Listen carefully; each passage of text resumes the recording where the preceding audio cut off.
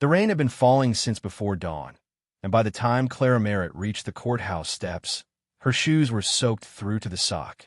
She stood there holding a manila envelope containing the last official record of the life she had spent 11 years building. A summary judgment for unpaid rent, a court-stamped eviction order, and a handwritten note from the building manager saying her belongings would be moved to the sidewalk by Thursday if she didn't collect them herself. Behind her, through the courthouse's glass doors, the clerk who had processed her paperwork was already helping the next person in line. She was just another case number to him, just another file closed. Beside Clara, pressed against her hip with both arms wrapped around her mother's waist, stood Nora, 8 years old, quiet in the way children go quiet when they're paying close attention to adults suffering and don't know what to do with what they're seeing. By the end of this story, I'm also going to share something special with those of you who stick around to the end, something that can help you in your personal life. But first, let's get back to Clara had not cried on the way to the courthouse. She had not cried during the brief hearing that lasted 9 minutes and 40 seconds. She had counted, and she was not going to cry on the steps. Nora was watching. That was the particular weight of being a mother alone, the thing people who had not done it could never fully understand. There was no private moment to fall apart. Every breath Clara took was being observed and filed away by the small, serious person standing beside her, the person whose sense of safety depended entirely on Clara's ability to seem like she had some version of this under control. She had never felt less like she did, and she had never worked harder to appear otherwise. Nora looked up at her with dark eyes that held questions the child was choosing not to ask. Nora had always been careful that way. She had learned early to read the room, to sense when asking questions would add to a weight that was already near the limit, and to wait. Clara hated that her daughter had learned that lesson so young. She hated a lot of things about the past 6 months, but that one sat nearest to the center of everything. She straightened her spine, tucked the envelope under her arm, and pressed her lips together until she felt them stop trembling. She had been a bookkeeper for a mid-sized property management company called Hartley & Sons for 9 years. Good at the job, precise and reliable, the kind of employee who caught errors that other people made and fixed them without making a scene. The work was not exciting, and it did not pretend to be, but it paid a salary that covered a 2-bedroom apartment in a decent part of the city, Nora's school supplies, and the occasional movie on a Friday night when the week had been particularly long. Clara had been proud of what she built on that salary. Not much by most people's standards, but hers, constructed carefully out of nothing, which was what she had started with when she arrived in this city at 22 with a duffel bag and a certification in accounting. She was laid off in March when the company was restructured, a word that meant, in practice, that 12 people lost their jobs so the owners could report a better margin to their investors by end of quarter.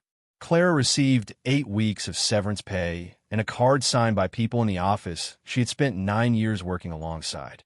She went through 2 job interviews, then 3, then a dozen over the following months, each one stretching the severance money thinner and costing her 3 hours she could have spent on the next application. By summer's end, she had $43 in her checking account, a daughter who needed school shoes and a new backpack, a landlord who had already extended her lease twice and said with genuine regret that he could not do it a 3rd time, and a city that had no interest in the distinction between a person who was struggling and a person who had failed. The eviction had not been a surprise. That almost made it worse. She answered her phone on the courthouse steps because the number had a Virginia area code she didn't recognize, and at that particular moment, she would have answered a call from anyone who was not a debt collector. Ms. Clara Merritt? The voice on the other end was old and dry and precise. The voice of a man who chose his words carefully and expected others to listen to them. My name is Walter Finch. I'm an attorney practicing in Millhaven, Virginia. I've been attempting to locate you for the better part of 3 months. Clara's free hand tightened on the manila envelope. What is this about? It concerns the estate of your great-aunt, Edith Crane. She passed away in April of this year. I understand you may not have been in close contact with her. She anticipated that, actually, said to tell you she wouldn't blame you for not knowing her name immediately. A pause. She mentioned it several times in our conversations, that you wouldn't expect anything from her, And that was precisely why you were the right person to receive what she had. Clara tried to place the name Edith Crane and arrived at a thin impression. Her grandmother's sister, a small woman she had met perhaps twice as a child, once at a funeral in the rain and once at some family gathering she could not fully reconstruct. A woman with silver hair pinned back and hands that were rough from work and a way of watching children that suggested she saw more than she said. That was all Clara had, barely enough to call a memory. What did she leave? Clara asked. Walter Finch cleared his throat with the precise care of a man who had delivered difficult information for many decades and had developed a particular method for it. Property, he said, in Millhaven, the family estate, or what remains of it. It was built in 1889 and has been in the Ashford family line, of which you are a descendant through your grandmother, since its construction. Your great-aunt lived there for the last 31 years of her life. Another pause, this one carrying weight. The county tax authority placed a lien on the property for unpaid taxes, 6 years of them. Miss Crane's estate could not cover those taxes. In the absence of a family heir claiming the property within 90 days of her death, it would have gone to the county tax auction. How much are the taxes? Clara asked. $150, Walter Finch said. Clara stood in the rain on the courthouse steps, holding the phone against her ear, and watched a man in a suit walk quickly past her toward the parking garage with his briefcase over his head to keep the rain off. Beside her, Nora had stopped fidgeting and gone completely still, watching her mother's face with an attention so focused Clara could feel it like a second presence. $150, Clara repeated. Yes, the property has not been assessed at full market value in some time, and the structure's condition has discouraged interest from other parties. I would not be doing my duty if I didn't tell you the truth of the situation, Ms. Merritt. Ashford Manor has been empty for 19 years prior to your aunt's residency in the final years of her life, and her maintenance of it during that time was limited by her age and her resources. The roof has compromised sections. Several interior rooms have sustained water damage. The electrical system has not been updated to modern code. He said all of this carefully, the way a doctor explains a scan. But it is real property with a clear legal deed on 4 acres of land in a county where property has real value, and it belongs to you if you want it. I found you with 11 days before the auction window closed. Nora was still watching her. I want it, Clara said. She expected her family to react with concern. What she got was pity dressed as common sense, which was harder to argue with because it had the advantage of being logical. When she called her mother that evening from a motel room, she'd booked on a credit card already over its limit. Her mother heard the word Virginia and the words Crumbling Manor and the words $150 and responded with the speed of someone who had already assembled the answer before the question was complete. A house nobody else wanted, her mother said. Clara, they're not giving you something. They're giving you a problem and calling it an opportunity. I've looked up what property goes for in that county, Clara said. 4 acres and a Victorian structure, even in poor condition, is doing a lot of work in that sentence, her mother said. Her sister Janet was kinder. Janet was generally kinder in a way that somehow landed harder rather than softer. What would you even do with it? Janet said. You're talking about making a condemned building livable with no money and no construction experience, with Nora to take care of. Clara, child services, it's not condemned, Clara said. I checked the county record. It has code violations, not a condemnation order. There's a difference. Okay, Janet said. I'm not saying this to be mean. I'm saying it because I'm scared for you. Her coworker Dana, one of the few people from Hartley & Sons she still talked to, laughed outright when she heard the number. $150? For a house? Clara, they're charging you $150 to take their problem off their hands. There is a reason that price exists. Clara heard all of it. She sat with it through the night in the motel room while Nora slept in the other bed, Scout, the neighbor's dog that had found its way into their lives 2 weeks ago and simply refused to leave, curled at Nora's feet. She turned over every argument, examined every risk, added up every column the way she had spent 9 years adding columns at Hartley & Sons. When she got to the last line, she always came back to the same number. What they had if she didn't go was nothing. What they had if she did go was a deed and 4 acres, and something her great-aunt had kept alive for 30 years for a reason she had not yet explained. The next morning, she pulled Nora out of school early for the first time in her daughter's life. Nora appeared at the classroom door with her backpack already on and her eyes wide with the specific alarm of a child who has learned that unexpected things are usually bad. "We're going somewhere," Clara told her.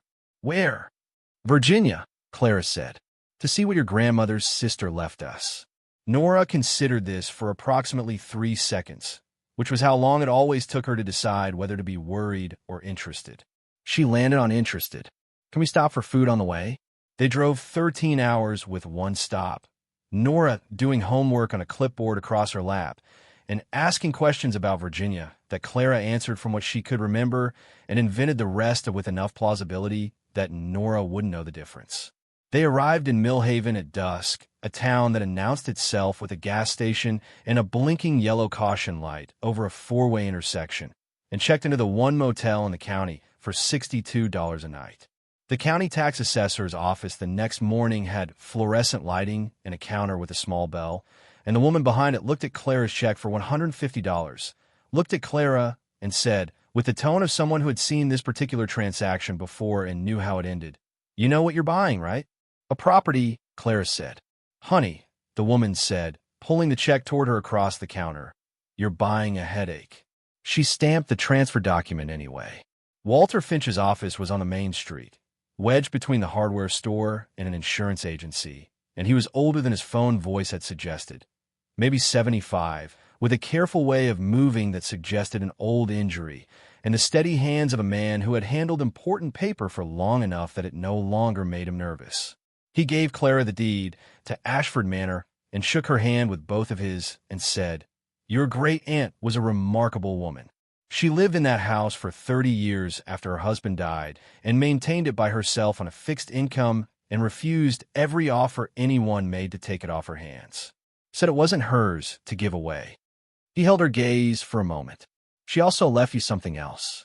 He placed on the desk between them a sealed envelope with Clara's name written on the front in handwriting that was shaky and deliberate, the writing of someone older than their hands wanted to be, but too careful to let that show. "She left instructions to give it to you before you saw the house," Walter said. "Said it would change how you looked at it."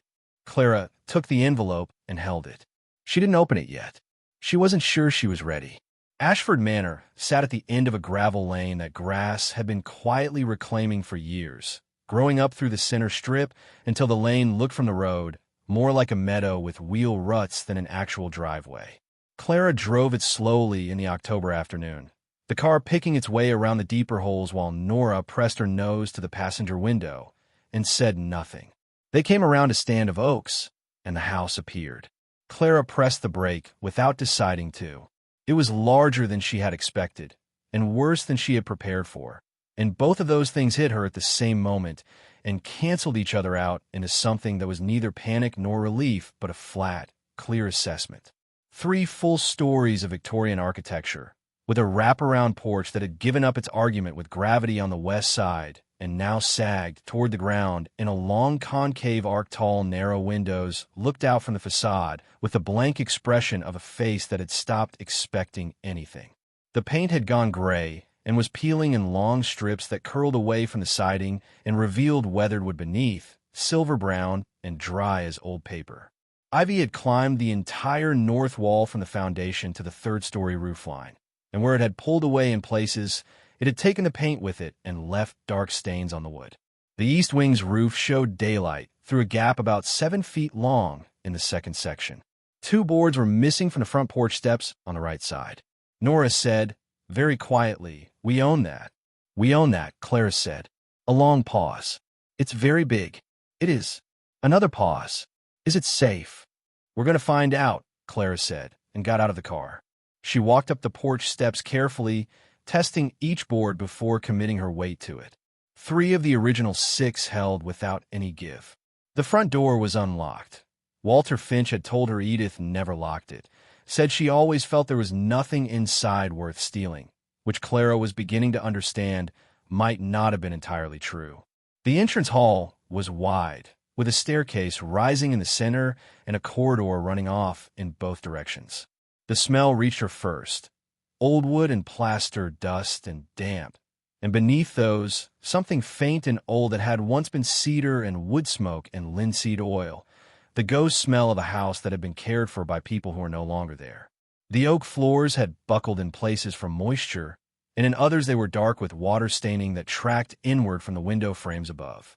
The wallpaper, a pattern of pale roses on a faded ivory background, had separated from the plaster in long strips that hung down at angles like strips of bark from a paper birch.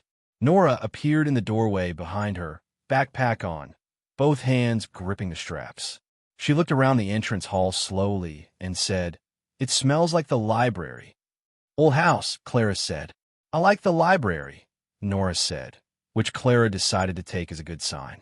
She spent the first hour walking every room on the ground floor, testing boards and examining walls, and making notes in the small notebook she had bought at the gas station for exactly this purpose.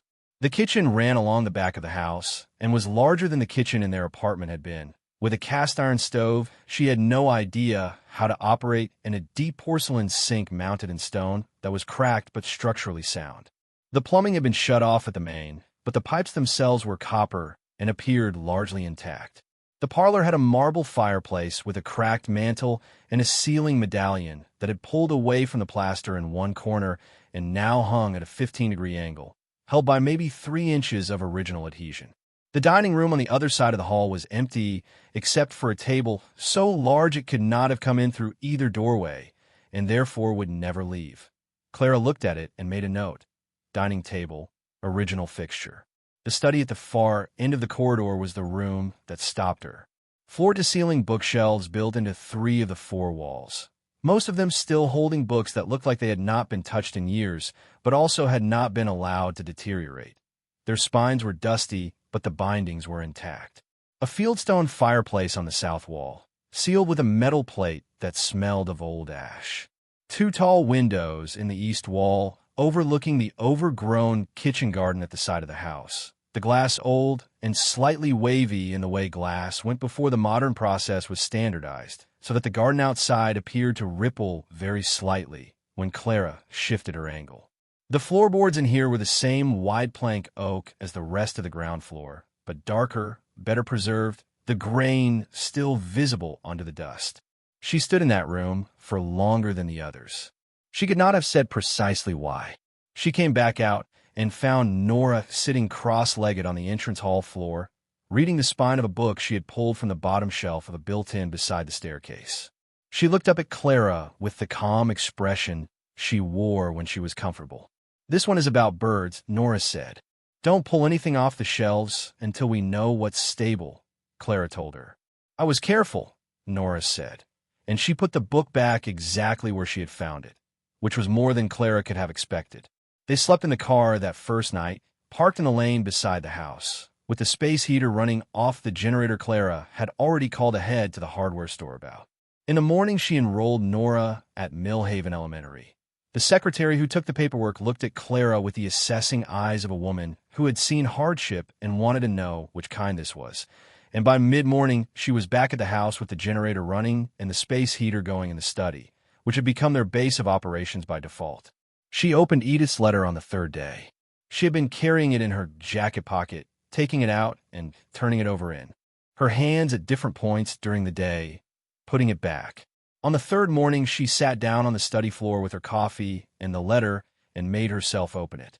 The handwriting inside was the same deliberate shakiness as the envelope, an old woman writing something important and taking the time to get it right.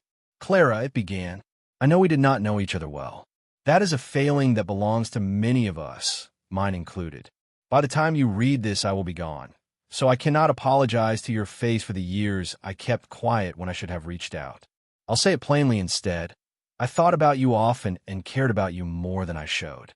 The house is a burden, and I am honest enough to say so. It needs more than one person's working life could give it, and I gave it what I could for as long as I could. But I'm leaving it to you and not to the others because of something I found here 31 years ago, which I have kept quiet about for reasons that made sense to me then and that I hope will become clear to you in time. The house was built by Edmund Ashford, your grandmother's grandfather. He was a man of considerable ability and considerable secrecy, and he built this house the way he did everything else, with more layers to it than the people around him ever knew. I found the first layer on accident in the east cellar during a winter when I was clearing out the lower rooms. I did not fully understand what I found, and by the time I did, I was too old and too alone to know what to do about it. I was also afraid, if I am telling the truth, and I am done with not telling the truth. What I want you to know is this: do not let anyone rush you out of this house. There will be people who come with offers and reasons and urgency. People who want what is here and have not yet accepted that it does not belong to them. Do not be rushed. Walk every room. Look at every floor. Listen when the house speaks, because old houses speak, especially ones built with something to say. The study on the ground floor. The east wall. The floorboards near the window. Start there. Pay attention to what your children notice that you don't. With love and more hope than I knew how to put into letters, Edith Clara read it twice. Then she folded it and held it in her lap for a while, looking at the east wall of the study, at the two windows with their wavery old glass, at the floorboards running parallel to the wall in their dark oak rows. She had knocked her knuckles against a few of those boards on the first walkthrough. They had sounded solid. She pressed her heel against one near the window, and it did not give. She had moved on. But Edith had said to start there, and Edith had lived in this house for 30 years and apparently had known something that everyone else in Millhaven did not. Start there, and pay attention to what your children notice. Nora was at school. Clara filed the instruction and got back to work. Gerald Voss arrived on the second morning in a truck that was too clean and too new for a gravel lane that rarely saw traffic, wearing clothes that communicated money without making a show of it, which was its own kind of show. He was maybe 55, broad in the shoulders, with gray at his temples and a smile that had been calibrated for use in negotiations. He came up the porch steps with the ease of someone who had been here before, possibly many times, and extended a hand before Clara had fully opened the door. "Gerald Voss," he said. "I do rural residential development primarily in this county and the two adjacent. I've had an interest in this property for some years, made several offers to Edith, but she was not a woman who was interested in selling." He paused and looked past Clara into the entrance hall with a glance that was brief and practiced and absorbed more than it appeared to. "I heard from Walter Finch's office that the property had transferred. Wanted to introduce myself." "Clara Merritt," she said. He named a number, $60,000, and watched her face to see what it did there. $60,000. Clara stood in the doorway of a house she had bought for $150,000, with $103 in her bank account, and an eviction order in the manila envelope still sitting on the dining room table because she hadn't decided where to put it yet. She thought about what $60,000 would mean. She thought about Nora's school shoes.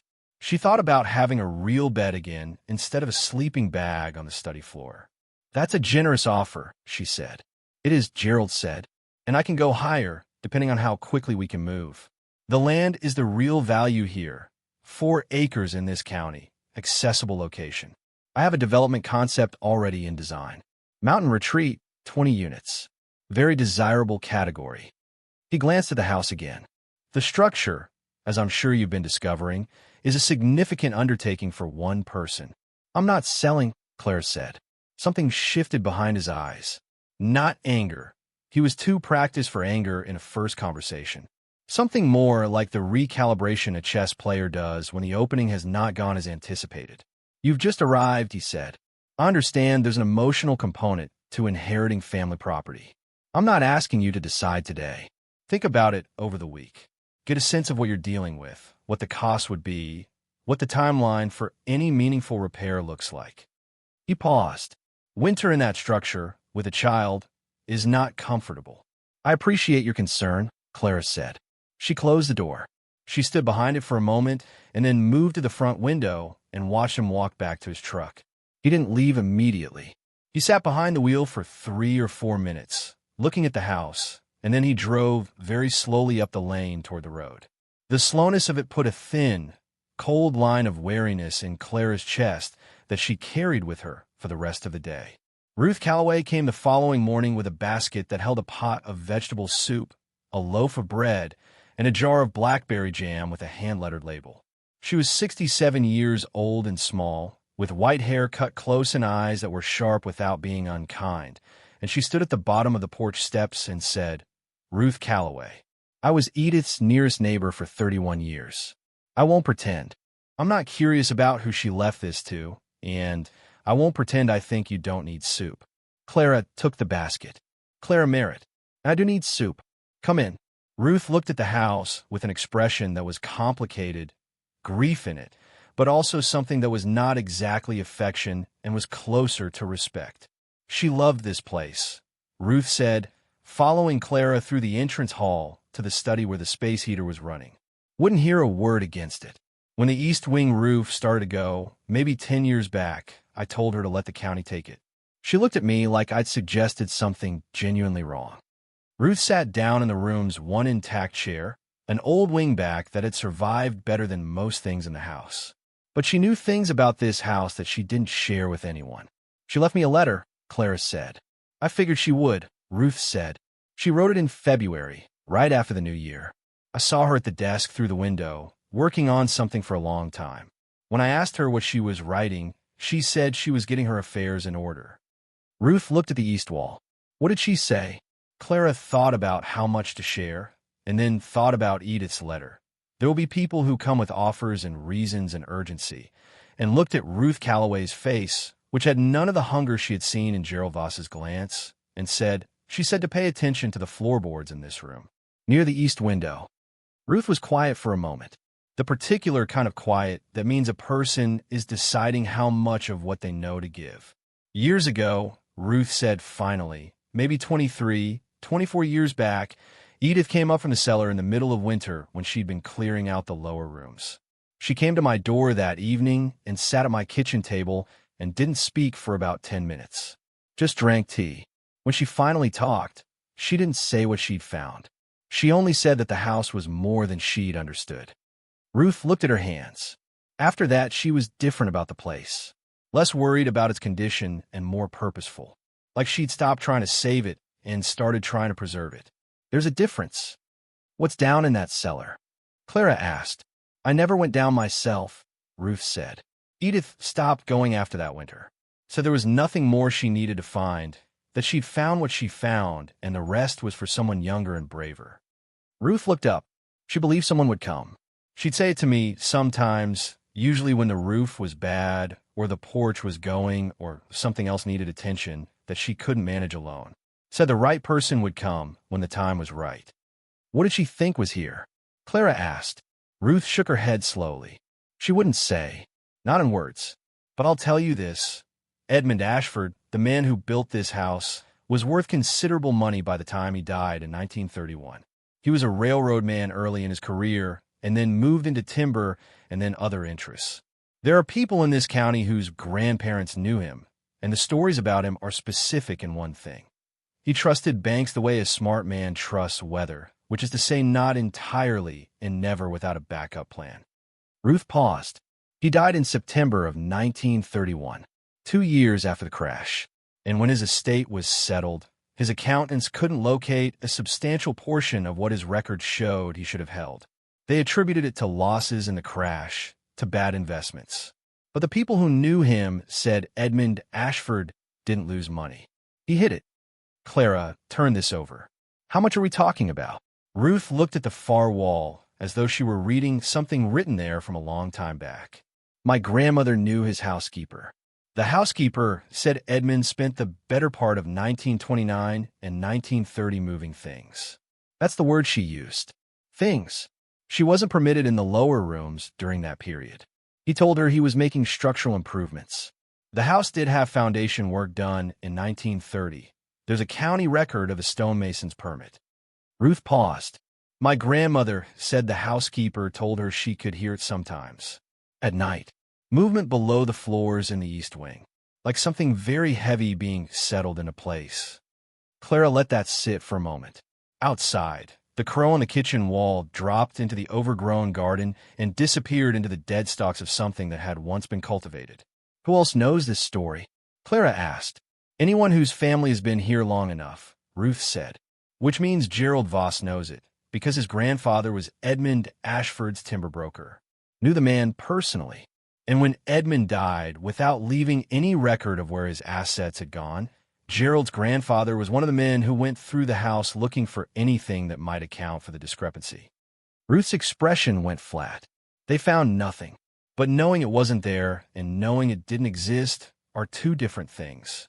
The Voss family has known the difference for 90 years.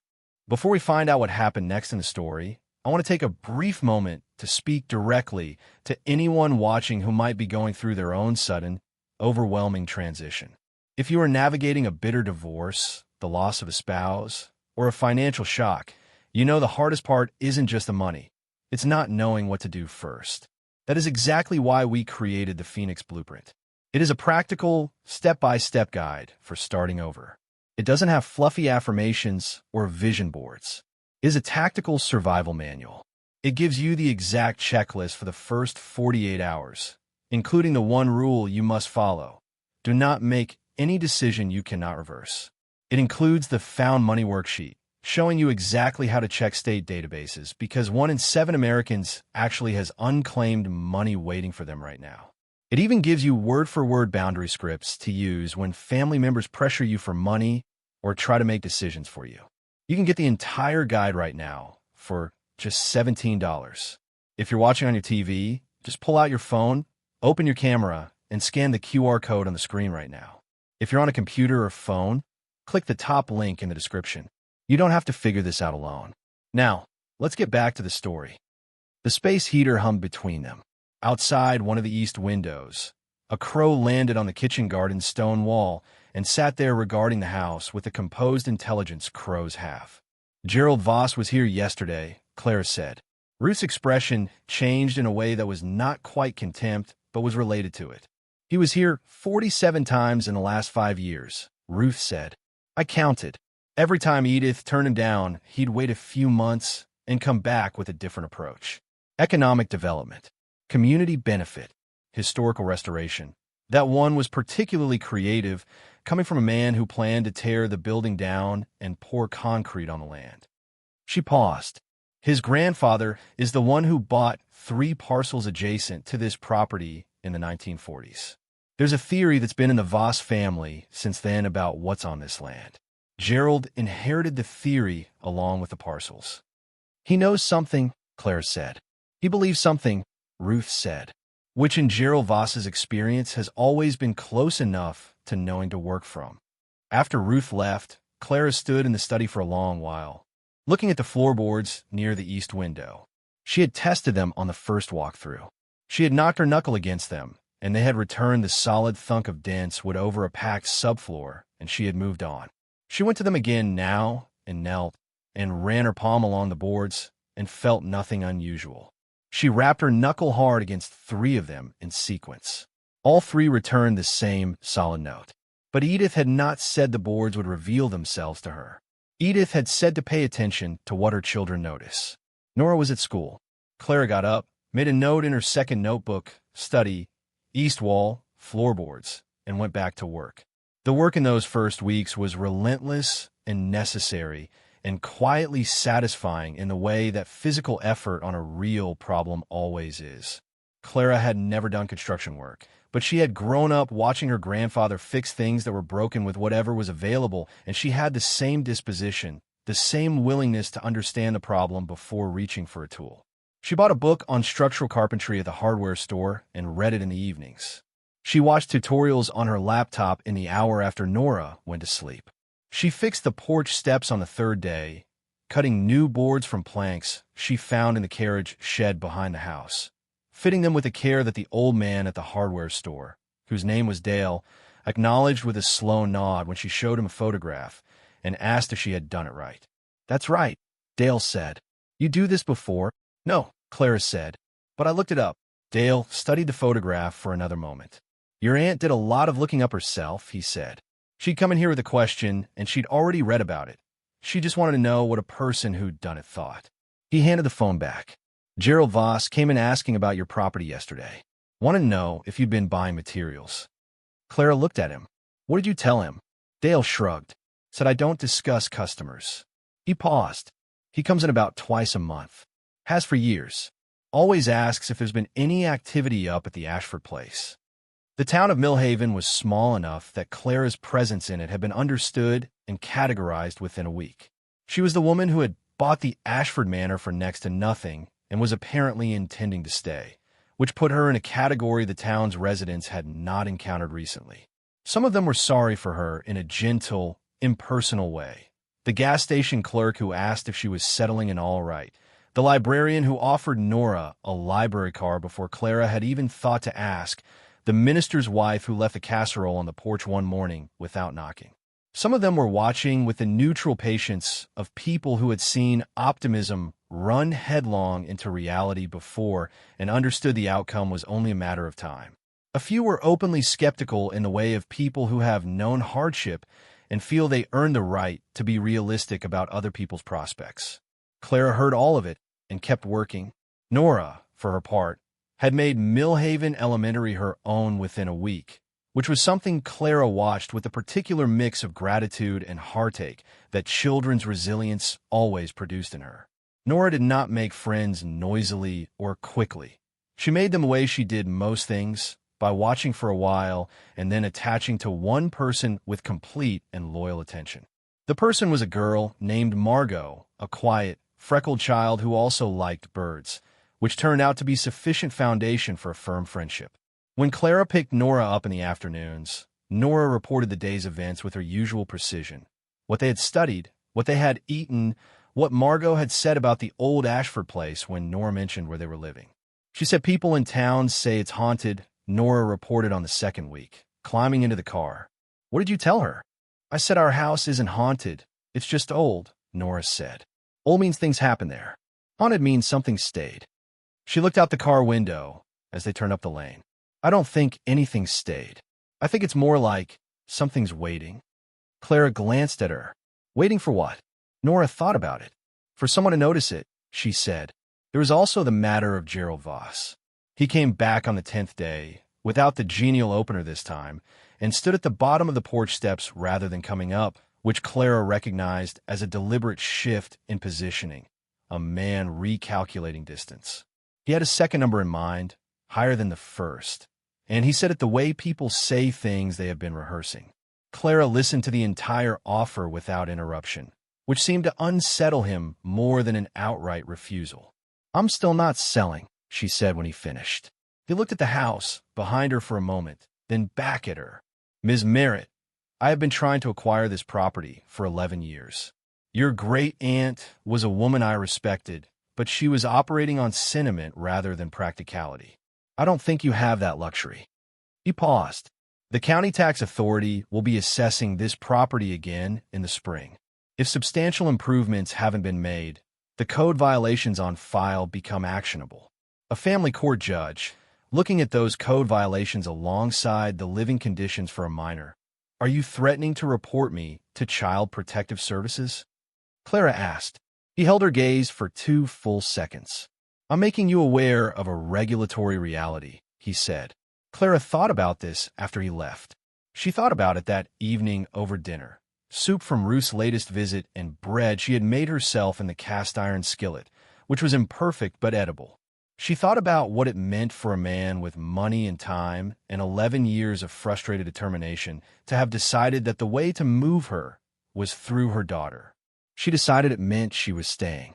She got the plumbing reconnected at the main on the 14th day, having watched 4 tutorials, and called a plumber in the county seat who walked her through the valve sequence over the phone and declined to charge her for the call when she explained her situation. Water ran brown for 2 minutes and then cleared. Clara stood at the kitchen sink and watched clean water flow over her hands and felt something ease in her chest that she had not realized had been clenched. She resealed the windows on the south face of the ground floor. She learned to operate the cast-iron stove, which took 4 attempts and 1 minor incident with a damper she had not opened all the way, and after that the kitchen was genuinely warm for the first time since their arrival. She began assessing the cellar stairs, which were in poor condition but intact, and decided they needed reinforcement before she went down regularly. She found a section of roof flashing she could reach from the third-floor window and resealed it against the weather coming in from the north. She did not go near the east cellar. Not yet. Edith's instruction had not been about the cellar. It had been about the study, the floorboards near the window. She wanted to understand that first, to see what Nora saw in that room that Clara's adult attention kept sliding past. On the 19th day, a Saturday morning when Nora had no school, Clara brought her to the study after breakfast and said nothing except, "What do you think of this room?"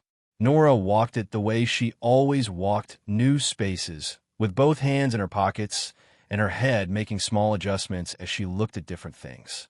She examined the bookshelves and read titles. She looked at the sealed fireplace. She went to the east windows and stood with her nose almost touching the old glass, looking out at the kitchen garden in the November light. She looked at the floor. She walked back toward the center of the room. She stopped. It was not a dramatic stop. She did not gasp or point or call out.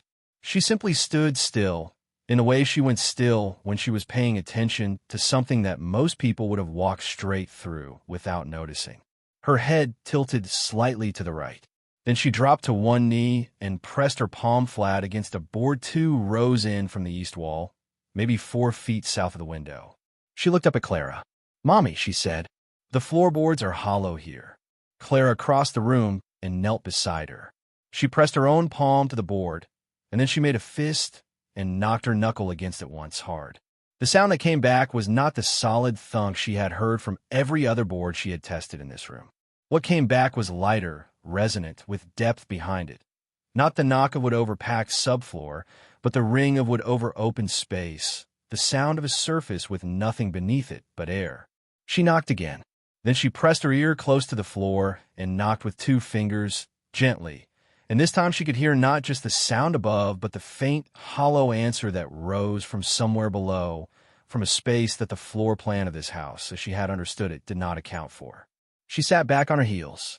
Nora was watching her with the patient expression she wore when she had already reached her conclusion and was waiting for the adults to catch up to it. Clara looked at the floorboard. She looked at the east wall. She thought about Edith's letter and the white-faced woman who had come up from the east cellar one winter afternoon 31 years ago and spent the rest of her life making sure this house was still standing when the right person arrived.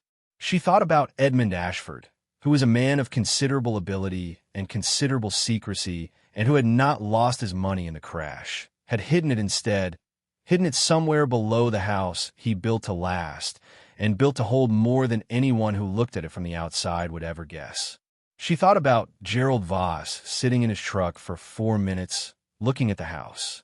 She put her palm back against the hollow board and felt the space beneath it pressing back against her hand. The air below this floor had been sealed in here since before anyone alive could remember. It had been waiting. Nora put her small hand over her mother's. Both of them pressed down on the board together, feeling the hollow beneath it, the depth of whatever lay below. "What do you think is under there?" Nora asked. Clara looked at her daughter, and then at the floor, and then at the room around them. The bookshelves Edith had kept, the fireplace Edith had sealed, the windows with their wavery old glass through which the November morning fell slant and gold across the boards where they knelt. She thought about the $43 she had left in her account when Walter Finch called. She thought about the courthouse steps and the rain in Nora's arms around her waist. She thought about her mother's voice on the phone saying a problem, they're calling an opportunity, and she thought about how her mother had been right about the problem and wrong about everything else. She thought about Edith Crane writing that letter in February by lamplight.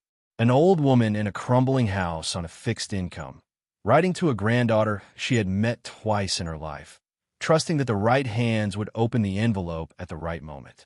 That kind of faith was not irrational. It was the most rational thing in the house. More rational than a $150 price tag. More rational than 90 years of family, searching rooms they had already searched. Edith had known something that Gerald Voss and his grandfather and everyone else who had circled this property had never understood. The house would not give up its secret to someone who came wanting to take it. It would give it up to someone who came with nothing else left to lose, and stayed anyway. "I think," Clara said, "that we're going to find out." Clara did not lift the board that morning. She wanted to. Every instinct she had, stripped down to the bone by 6 months of watching everything she owned get smaller and quieter and closer to nothing, wanted to take the pry bar from the carriage shed and pull that board up right then and find out what was underneath it before the day was another hour older. She felt the wanting the way you feel a pulled muscle, not constantly, but every time you moved. Every time she looked at the east wall of the study, it was there, but she did not lift the board because she had learned something about herself during the long, careful years of bookkeeping that was harder to learn than any accounting principle. The work you do in a hurry is the work you do twice. And whatever was beneath that floor had been there since at least 1930, which meant it had survived the Depression and 2 world wars and the gradual erasure of everyone who knew it existed. It could survive one more careful week. "We're not going to dig it up today," she told Nora. Nora, who had been watching her mother's face with the attention of a child taking an inventory, nodded once. "Because we don't know what we're doing yet," she said. "Exactly," Clara said. "We look first, then we understand, then we act." She paused. "And we don't tell anyone what we found." Nora's expression shifted into something older than her face. She understood the shape of the situation. "Because of Mr. Voss," she said. "Because of Mr. Voss," Clara confirmed. She spent the rest of that Saturday on her hands and knees in the study. Not prying, not opening anything, just mapping. She marked the hollow section with a piece of chalk she found in Nora's backpack, and then knocked her knuckle along every other board in the room in a grid pattern, listening for the shift. The hollow area turned out to be larger than she had first understood. Not one board or two, but a section roughly 4 feet by 3 feet, running parallel to the east wall and centered on the space between the 2 windows. When she knocked the perimeter boards, she heard the transition clearly. Solid here, hollow there, solid again on the other side. The hollow section had a defined boundary, which meant it was not a structural void or a rock cavity. It had been designed. She also found, on the 3rd pass along the east wall baseboard, something she had looked directly at on her first day in the study and not registered: a seam. Barely visible under the accumulated grime of decades, but there when she held her flashlight at an angle, a hairline gap in the baseboard that ran about 8 inches up from the floor and then stopped. She pressed her thumb against it. Nothing moved. She pressed harder in different places along its length. Still nothing. But the seam was there, and it was too deliberate and too precise to be a split or a shrink crack. Someone had made that gap. She spent the evening with her notebook and Edmund Ashford's books. The bookshelves in the study held what she had initially assessed as a general collection: engineering texts, surveying manuals, several volumes on American history, a run of bound agricultural journals from the 1890s. She had noted them on her first inventory and moved on. Now she went through them shelf by shelf and found, behind the 3rd row on the lowest built-in, a series of folders that were not books at all, but papers bound in cardboard covers and fitted into the shelf space behind the visible volumes. Edith, or someone before her, had hidden them in plain sight. There were 7 folders in total. Clara took them to the study floor and opened them in the lamplight.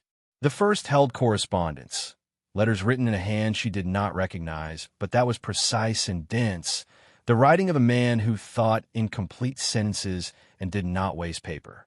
The dates ran from 1927 to 1930. The letterhead on several pages read Edmund R. Ashford, and the return addresses were various: a rail office in Roanoke, a timber concern in southwestern Virginia, what appeared to be a personal address in Richmond. The letters were to people with names like financial consultants and railroad commissioners, and one recurring name: Bertram Cole, Master Stonemason, Millhaven, Virginia.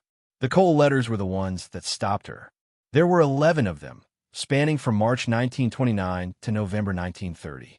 The early ones were businesslike: specifications for foundation reinforcement on the east wing, requests for estimates on stone work, questions about load-bearing tolerances. But by mid-1929, the tone had shifted in a way that was subtle but unmistakable, the way a letter's tone shifts when the writer has stopped being cautious and started being urgent. Edmund Ashford wrote, in August of 1929, that he required the room to be of sufficient dimension to house what I have described and of sufficient construction to withstand any inspection, whether by legal authority or by persons acting without authority. He wrote that the mechanism must be operable by a single individual of ordinary strength, and that the entry must not be visible to the untrained eye, by which he meant any eye that had not been shown specifically where to look. He wrote, in October of 1929, "The banks have confirmed what I have suspected since spring. I will not trust what I have accumulated to institutions that have demonstrated they cannot be trusted. What is mine will remain mine, and I will secure it accordingly." Clara sat on the study floor with this letter in her hands for a long time. What I have accumulated. Not what I have saved, not what I have invested. What I have accumulated, in the language of a man who had spent 40 years extracting wealth from railroads and timber and whatever else he had touched, and who in October of 1929 had apparently decided he was done asking other people to hold it for him. The second folder held architectural drawings. Rough, done in pencil rather than the formal drafting ink of professional plans, but detailed. They showed a floor plan of the ground floor of Ashford Manor with a section of the east study marked with a dotted boundary and labeled foundation access, not for plan submission. Below the floor plan was an elevation drawing that showed, in cross-section, a stairway descending from the study floor to a room below the house's foundation line. The room was drawn as a rough rectangle with stone walls on all sides. Its dimensions were marked, 22 feet by 16 feet by 8 feet high. In the corner of the elevation drawing, in the same pencil hand, Edmund Ashford had written simply, "Sufficient." Clara put the drawing down and picked it up again. 22 feet by 16 feet. She held those dimensions against the contents of her imagination for a moment, and then set the imagination aside and went back to the letters. The third folder held receipts. Bertram Cole's invoices, written in the careful handwriting of a craftsman. Keeping records. Labor and materials for foundation work, East Wing, with daily hour logs spanning from April 1930 to September 1930. The final invoice, dated September 12, 1930, itemized the last payment and carried at the bottom a handwritten note from Cole himself. "Mr. Ashford, all work complete per your specification. The room is sealed and the mechanism set as described. Only you know the second part of the setting. I have forgotten it as instructed. Only you know the second part of the setting." Edmund Ashford had died in September of 1931, exactly 1 year after Bertram Cole finished the room. Clara sat with that interval for a while, turning it over the way she turned accounting discrepancies over, looking for the thing that didn't fit, the figure that meant the column was wrong somewhere. A man builds a sealed room. He is the only person who holds the full entry. He dies 1 year later, and 93 years pass. The Voss family walks these rooms from the 1940s onward, looking, finding nothing, passing the search down through 3 generations. Because the thing they were looking for was not in the rooms. It was under them, behind a mechanism that looked like a fireplace seal and a section of baseboard, and neither of those things would announce themselves to anyone who had not been told to pay attention. Clara put the folders aside and sat very still in the study, listening to the house. The space heater ran its steady hum. From upstairs came the sound of Nora moving around her bedroom, probably reading, probably with her shoes still on the way she always forgot not to do. Outside, the wind had picked up through the oak trees at the east side of the property, and the old windows in their wavy glass settled and pressed in their frames. 22 by 16 by 8.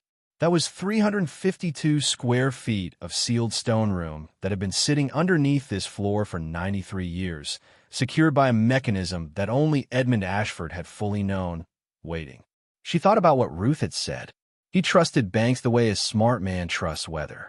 She thought about the housekeeper who had heard heavy things being settled into place on autumn nights. She thought about $440 million.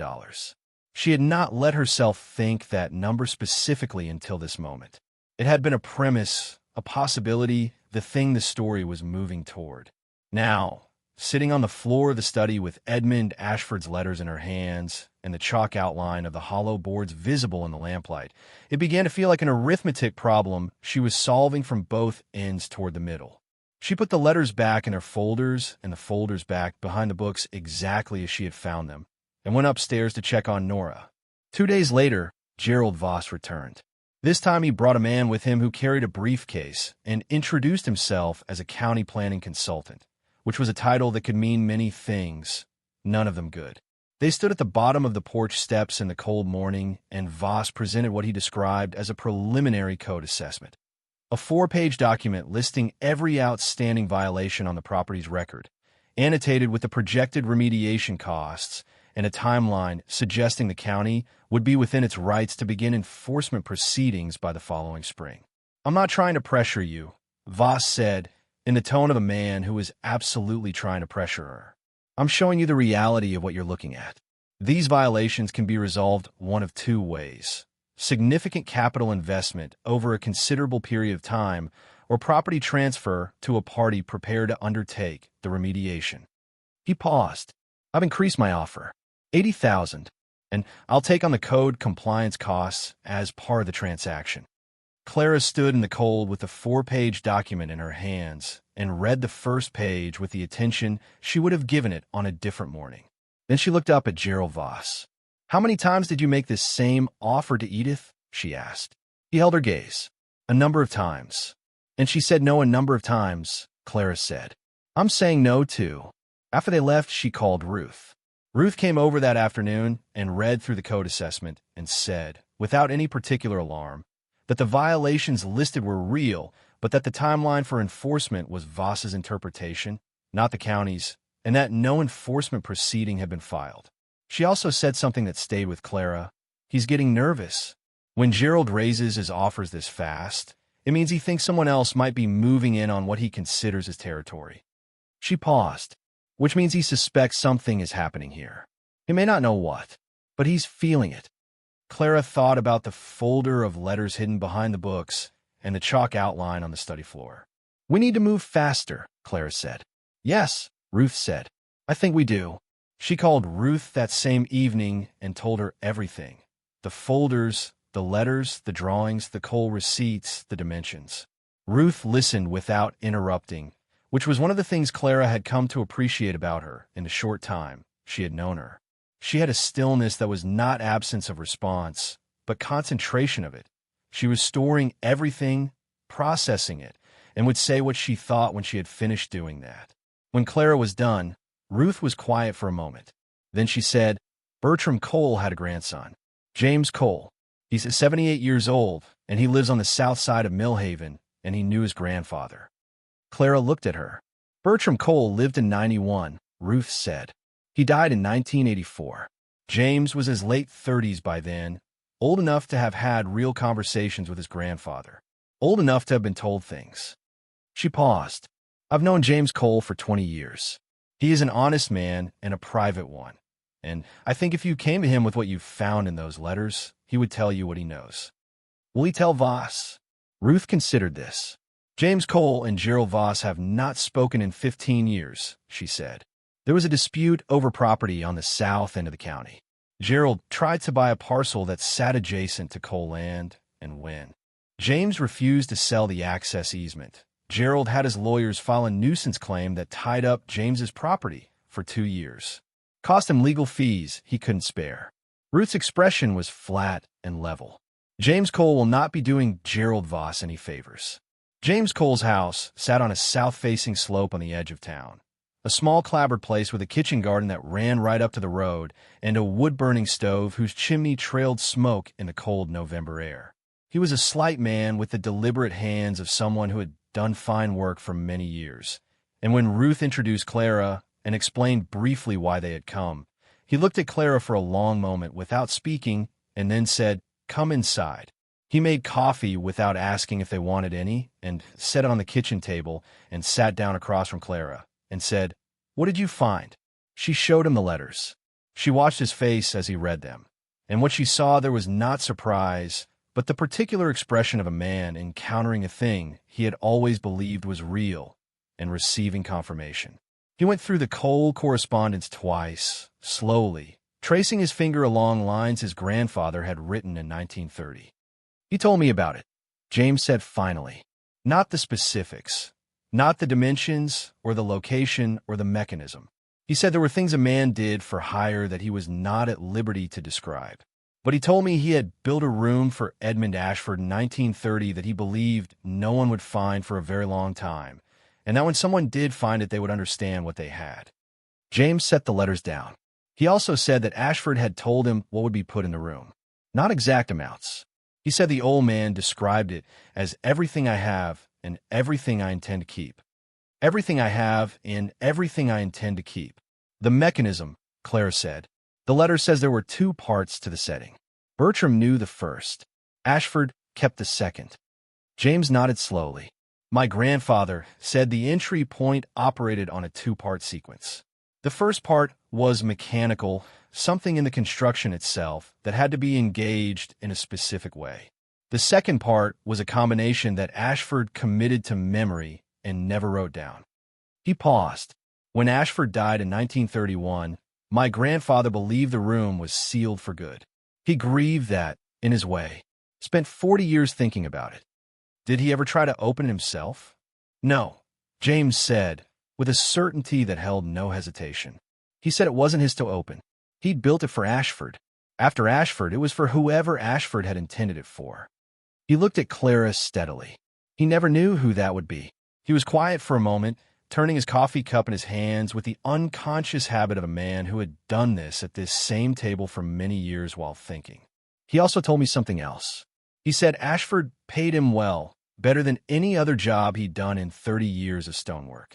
And at the end, when the door was set and the work was complete, Ashford shook his hand and said that whoever found it would deserve it, because finding it would mean they had looked where no one else had thought to look, and that quality of attention was rarer than gold and worth more. James set down his cup. My grandfather said he didn't fully understand what Ashford meant at the time. He did later. Clara drove back to the manor with Ruth beside her in the passenger seat, both of them quiet for most of the way. When they turned up the lane and the house appeared through the trees, Ruth said, "You should call someone who knows historic property, an appraiser who handles estate contents. Not to appraise anything yet, just to have a name you trust before you know what's there." "I don't have money to pay an appraiser," Clara said. "I know a woman in Charlottesville," Ruth said. "She owes me a favor that is larger than a phone call." The woman's name was Patricia Hale, and she arrived 2 days later in a dark green station wagon with a cracked taillight and a canvas bag full of reference books and a manner that was brisk without being rude. She was 60, Clara guessed, with cropped gray hair and reading glasses that she pushed up on her forehead when she wasn't using them and put back on so quickly and automatically that the motion had long since left the category of habit and entered the category of reflex. She assessed the study in 30 seconds the way a person does when they have been reading old houses for 30 years and don't need much time. "Show me the floor," she said. Clara showed her the chalk outline. Patricia lowered herself to one knee with the practiced efficiency of someone who had spent considerable time on floors and knocked the hollow section twice with her knuckle and once with the flat of her hand. She ran her finger along the baseboard seam. She took a small flashlight from her bag and held it at angle to the board surface. "These boards have been lifted before," she said. "Once. You can see in the nail holes. The top nails are the originals, hand-cut, iron 1880s. These 3 here along the inner edge are later, machine-cut, early 20th century. Someone replaced the inner fastening after the last time this was opened." She looked up at Clara. "My guess, 1930. 1931 at the latest. Does that match what you've read?" Clara told her about the folders. Patricia read the coal letters standing up, which was apparently how she read things that interested her, with her reading glasses on and her coffee cooling on the study's windowsill. "The first part of the mechanism is here in the room," Patricia said when she finished. "Has to be something structural, a lever or a counterweight system built into the floor joists. You engage the first part, and the boards can be lifted. Without the first part, they're fixed in place." She looked at the east wall. "The seam in the baseboard may be part of it. Or the fireplace." Stone fireplaces in houses of this era were sometimes built with functional elements concealed in the mantel or the hearth frame. She glanced at the sealed fireplace. That metal plate, was it here when the house was built or added later? Clara had not thought to ask that. She looked at the plate. It was flat iron, fitted into the fireplace opening. with a precision that was clearly custom work rather than a commercial draft stopper. She crossed the room and ran her fingers around its edges and found that the fit was tight on 3 sides and slightly looser on the 4th, the lower right. She pressed the lower right corner inward and felt resistance, like a mechanism that had not been operated in decades and had stiffened in place but was not locked. Patricia was beside her immediately. "Don't force it," she said. "If there's a mechanical component, force will break it. Press steadily, not hard, and hold." Clara pressed steadily and held. For 5 seconds, nothing happened. Then, from somewhere on the floor to her left, she heard a sound. A small sound, precise and clean, a click, the kind of sound that very well-made metal makes when something moves from one position to another, the sound of a mechanism that was built to last and had lasted and was now operating for the first time in 90 years. All 3 of them turned to look at the floor. The hollow section had not opened. The boards had not lifted. But in the east wall baseboard, the hairline seam Clara had found on her first careful pass was now visible in a different way. The gap was wider. Not by much, barely the width of a thumbnail. But the section of baseboard it bordered had shifted, and when Clara crossed the room and pulled it, gently, steadily, the way Patricia had said, without force, it swung outward on a hinge that was as smooth and silent as the day it had been installed. Behind the baseboard panel was a recessed cavity in the wall, 6 inches deep, about 12 inches square. Inside it sat an iron ring bolt set into a plate that was bolted to the floor joist. A pull ring, size for one hand. Clara looked at it, then looked at Patricia. "That's the first part," Patricia said quietly. "The fireplace releases the lock. The ring lifts the floor section. 2-part system, as the letter described." Clara wrapped both hands around the ring and pulled upward. The floor section, the entire chalk-outlined area, for feet by 3 feet, moving as a single hinged unit, rose smoothly and without resistance, counterweight from below, and came to rest vertical against the east wall. Beneath it was a staircase. 10 stone steps, cut from the same dense limestone as the house's foundation, descended into darkness at a pitch steep enough to require care, but not so steep as to be dangerous. The air that rose from below was cold and dry and carried the smell of stone and age, not the damp rot smell of a flooded cellar or a neglected crawlspace, but the clean mineral cold of sealed stone that had held its atmosphere unchanged for nearly a century. It was the smell of something preserved. Clara had her flashlight out before she finished her first breath of that air. She went to the top of the steps and shone the light down and saw the walls of the staircase, smooth-cut limestone on both sides, and at the bottom of the 10 steps a door. It was iron, solid plate iron, fitted into a stone arch that Bertram Cole had built around it with the care of a craftsman who understood that what he was enclosing mattered.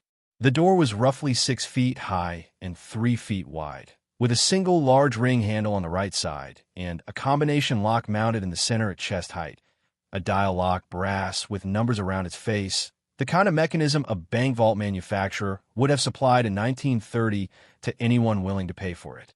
The dial had a slight patina from the air in the staircase, but the mechanism looked intact. The brass had not corroded. The door seams showed no gap, no compromise, no evidence that the decades of darkness had found a way through. Above the combination lock, set into the iron plate, was a row of letters in relief casting. E.R. Edmund Roland Ashford. Nora was beside Clara before she registered the child had followed her down steps. She stood at the bottom, looking at the iron door, and her expression was the one she wore when she had already understood something and was waiting to see if the adults had caught up. "That's it," Nora said. It was not a question. "That's it," Clara said. They stood in a narrow stone stairwell with the cold rising around them from the iron door and the darkness on the other side of it. And Clara put her hand flat against the metal and felt the cold of it run up through her palm. The cold of 90 years. The cold of a room that had been sealed by a man who had decided that the only trustworthy institution was one built with stone and iron, and the conviction that the right person would eventually come. She thought about the combination. Only you know the second part of the setting. Edmund Ashford had taken it with him to his grave in September of 1931, 1 year after Bertram Cole sealed this door and forgot the number as instructed. She thought about the folders in the study, 7 folders hidden behind books on a low shelf. She had not read all of them yet. She had stopped at the 3rd when the Cole correspondence told her what she needed to know to understand the room's existence. But there were 4 more folders, and a man who kept his engineering drawings and his stonemason's receipts and his October 1929 correspondence in the same hidden cache had possibly kept other things there too. She had been thorough when it mattered and hasty when she was tired, which was a distinction she had always tried to maintain. This was a time when thoroughness mattered. She took her hand off the iron door and went back up the stairs. Patricia was in the study when they came up, standing with her reference books open and her reading glasses on, writing something in her own notebook. She looked up at Clara with an expression that had moved past professional assessment into something more personal. "What do you know about Edmund Ashford's personal holdings in 1929? She asked. "I know he didn't lose them," Clara said. "He was a specific kind of wealthy," Patricia said. "I've been looking him up. He sold his last rail interest in June of 1929, 4 months before the crash. The sale was reported in the Roanoke paper. He received the payment in cash equivalents, not rolled into other securities. At that point, he held no significant paper assets, no stocks, no bonds worth keeping, nothing that would have lost its value in October 1929. She tapped her notebook. What he held was in commodity form. Gold, primarily. Some silver coin. He had been converting liquid assets to gold through a broker in Richmond since at least 1926. There are records of the transactions in the Richmond Federal Reserve archives. They're public, they just never been compiled in a way that told a coherent story. She paused. I compiled them this morning on my phone. The number she wrote in her notebook and turned toward Clara was not the kind of number Clara was accustomed to looking at outside the context of a corporate balance sheet. It was the kind of number that had a different weight in the context of a stone room under a Victorian manor on 4 acres of land that had been acquired for $150. That's the estimated gold holding at point of sale in 1929, Patricia said. Gold was $21 an ounce at the time. Current spot is approximately $1,900 an ounce. If the room holds what the records suggest he put there, and if the conditions have preserved it as that cold, dry air suggests they have, she set her pen down. You understand, I'm estimating from public records and physical indicators. I have not appraised a single item. I understand, Clara said. But if the room holds what I believe it holds, you are not sitting on a property worth $60,000. Patricia said this with the precision of someone who had been careful with language for 30 professional years and was choosing to be less careful right now. You're sitting on something closer to $440 million. Clara stood in the middle of the study, where she had spent 19 days sleeping on the floor with a space heater and a camp stove and 2 pages of necessary repairs she couldn't afford, and she heard that number, and she did not feel what she might have expected to feel. She felt instead a strange, suspended clarity, the way everything goes very still and specific in the moment before something large changes, the way the world stops being general and becomes very particular, each detail sharp and separate. The chalk outline on the floor, the seam of the baseboard hinged and waiting, the cold rising from the iron door below. Edith's letter in her jacket pocket. Pay attention to what your children notice that you don't. She looked at Nora, who was standing in the doorway of the study, watching her mother's face with the steady patience she had always had, the patience of a child who had learned to wait for the real answer rather than the performance of one. Mom, Nora said. What's wrong? Nothing is wrong, Clara said. Absolutely nothing is wrong. What came next was not simple, and Clara had known from a morning she opened Edith's letter that whatever came next would not be simple. The problem with the combination was real and immediate. Without it, the iron door would not open, and without the iron door opening, the $440 million figure was a well-researched estimate and nothing more. It was a story, not a fact, and stories did not pay for roof repairs or Nora's school shoes or the legal fees that Gerald Voss had all but promised were coming. She went back to the folders that evening. The 4th folder held tax documents from the early 1930s, routine and uninteresting. The 5th held land survey records for the 4 acres around the manor, also routine. The 6th folder was thinner than the others, and held a single sheet of paper that had been folded in thirds and was written in Edmund Ashford's hand, denser than his letters, the writing of someone who had taken time over every word. It was a letter addressed to no one, not my heirs or to whom it may concern, or any of the usual formalities. Just a date, October 14th, 1931, and then text.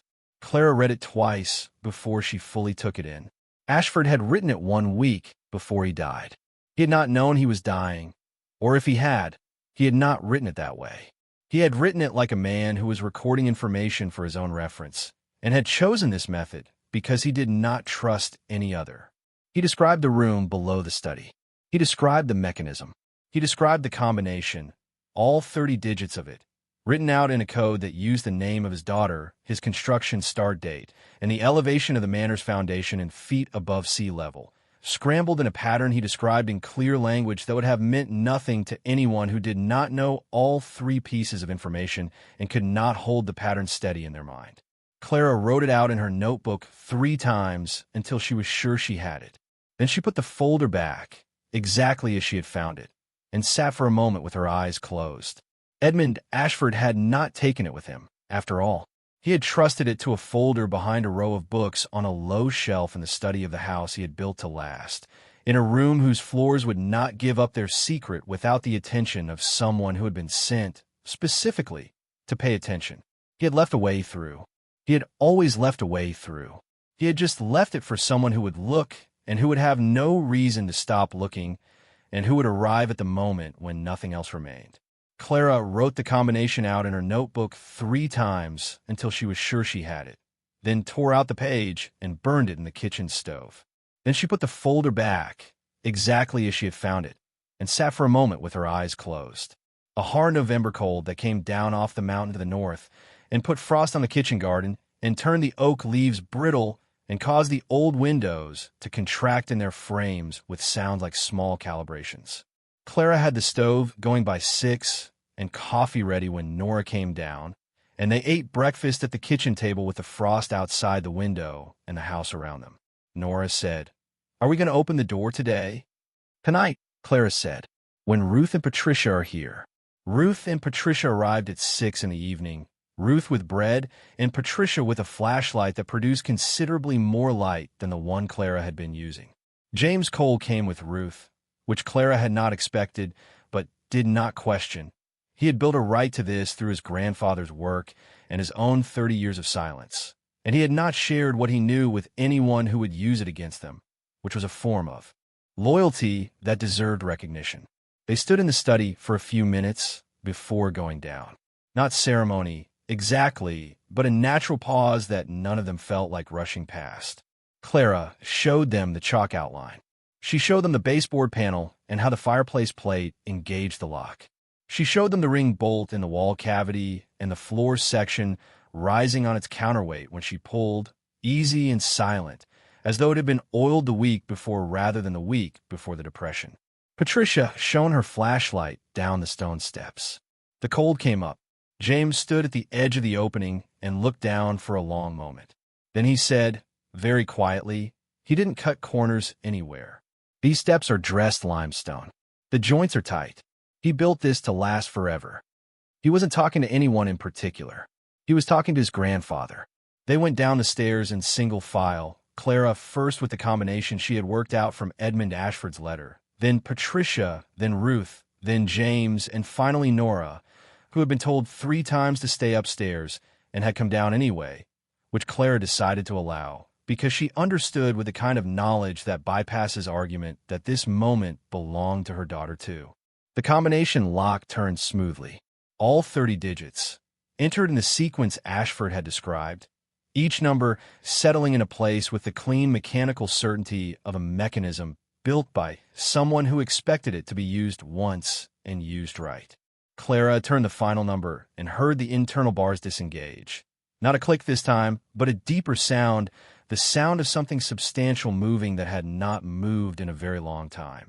She pulled the ring handle, and the iron door swung outward.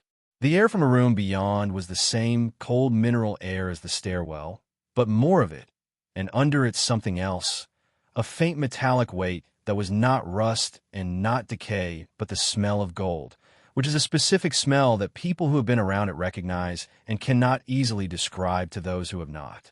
Patricia made a sound beside her that was not a word. Clara raised her flashlight and pointed it into the room. The walls were stone on all four sides, smooth cut, fitted without mortar in the old dry stack technique that Bertram Cole had learned from his father and his father's father. The ceiling was low, maybe 7 feet, and crossed by heavy timber beams that showed no sign of compromise in 90 years of sealed darkness. The floor was stone. The room was dry. The room was cold. And the room was full. Along the south wall, stacked in rows from floor to shoulder height, were crates. Wooden crates with metal banding, the kind used for securing cargo in transit, each one stenciled with a weight figure in black paint. Some figures read 50 pounds. Some read 100 pounds. There were 41 crates against the south wall, and Clara did the arithmetic the way she had always done arithmetic, quietly, quickly, without needing to show the work. Along the east wall, built into a series of wooden shelving units that Bertram Cole had constructed to Ashford specification, were trays. Flat wooden trays with lipped edges, each one holding rows of coins. Gold coins, Clara understood, though she had not yet looked at one closely. Double eagles, Patricia would tell her minutes later, $20 gold pieces minted between 1850 and 1929, accumulated over decades by a man who had understood that what the government printed had value only as long as the government said it did, and what the earth produced had value on its own terms. And along the north wall, set apart from the crates and the trays, were 4 flat wooden cases, each about the size of a briefcase, locked, with brass hardware that gleamed in the flashlight beam as though Bertram Cole had polished it the day before. Nobody spoke for a moment. Then James Cole said, very quietly, so quietly it was almost himself, "My grandfather built this." There was in his voice something that was not pride exactly and not grief exactly, but the specific ache of a man who has spent his entire life knowing that his grandfather did something remarkable that no one else would ever see, and is now standing in the proof of it, and understanding that the remarkable thing has finally been seen. Patricia stepped past Clara into the room and moved to the nearest crate and examined the stenciling without touching anything. She turned back to Clara with her reading glasses on and her notebook already open. "The crates are gold bar stock," she said. "Standard cast bar, most likely from the Richmond Assay office based on the era and Ashford's known transactions. The stenciled weights are gross shipping weight. Allowing for the crate itself, you're looking at approximately 45 pounds of gold per 50-pound crate and 90 per 100-pound. She did the math in her head and wrote it in her notebook and held the notebook toward Clara. "That's the crates alone." The number on a notebook page had 9 digits. "The coin trays I can't value without counting," Patricia said. "But from what I can see, the collection is substantial and in excellent condition for the storage period. And those 4 cases along the north wall." She turned to look at them. "Those concern me most, in terms of what they might contain, because Ashford's records show he also held bearer instruments through a Richmond Bank trust as late as June 1929, and bearer instruments in those amounts do not simply evaporate." She paused. "If those cases hold what I think they hold, the final total is considerably larger than the gold alone." Ruth had come down the stairs behind them and was standing in the doorway of the iron door with the expression of a woman who had believed for 30 years that Edith Crane was keeping a secret worth keeping, and was now standing in the confirmation of it. "She knew," Ruth said. "She came down that winter, and she stood where you're standing now, and she understood what it was, and she spent the next 30 years making sure the house stayed standing until you came." Clara stood in the middle of the cold stone room with a flashlight, throwing shadows off 41 crates of gold bar stock and 12 trays of double eagles and 4 locked cases along the north wall, and she thought about the courthouse. Steps in the rain. She thought about the manila envelope and the 9 minutes and 40 seconds and the $43. She thought about Nora's yellow jacket with a broken zipper. And she thought about Gerald Voss, who had been circling this property for 11 years with the certainty of a man who knew something was here and who had no idea that it had already been found. The crates would take a formal appraiser and a legal process and considerable time to properly document and value. The coins would require authentication. The cases along the north wall would need to be opened in the presence of an attorney who could record the contents with legal precision. All of that was ahead of them. All of that was work. But the work Clara Merritt had come to Millhaven carrying was a different kind of weight now than the kind she had arrived with. She had come with the weight of nothing. No money, no home, no safety, no margin, nothing left to lose. She stood now in the middle of a room that Edmund Ashford had sealed with stone and iron and the belief that the right hands would eventually open it, and she understood that what she held in this moment was not yet money. It was not yet safety or certainty or the end of the hard period.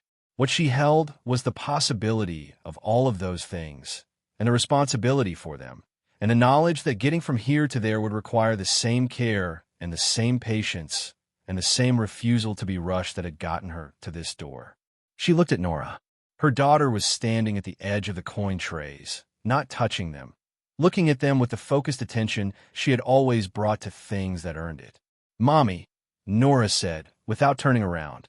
"These are really old." "They are," Clara said. "Grandma Edith kept them safe." "She did."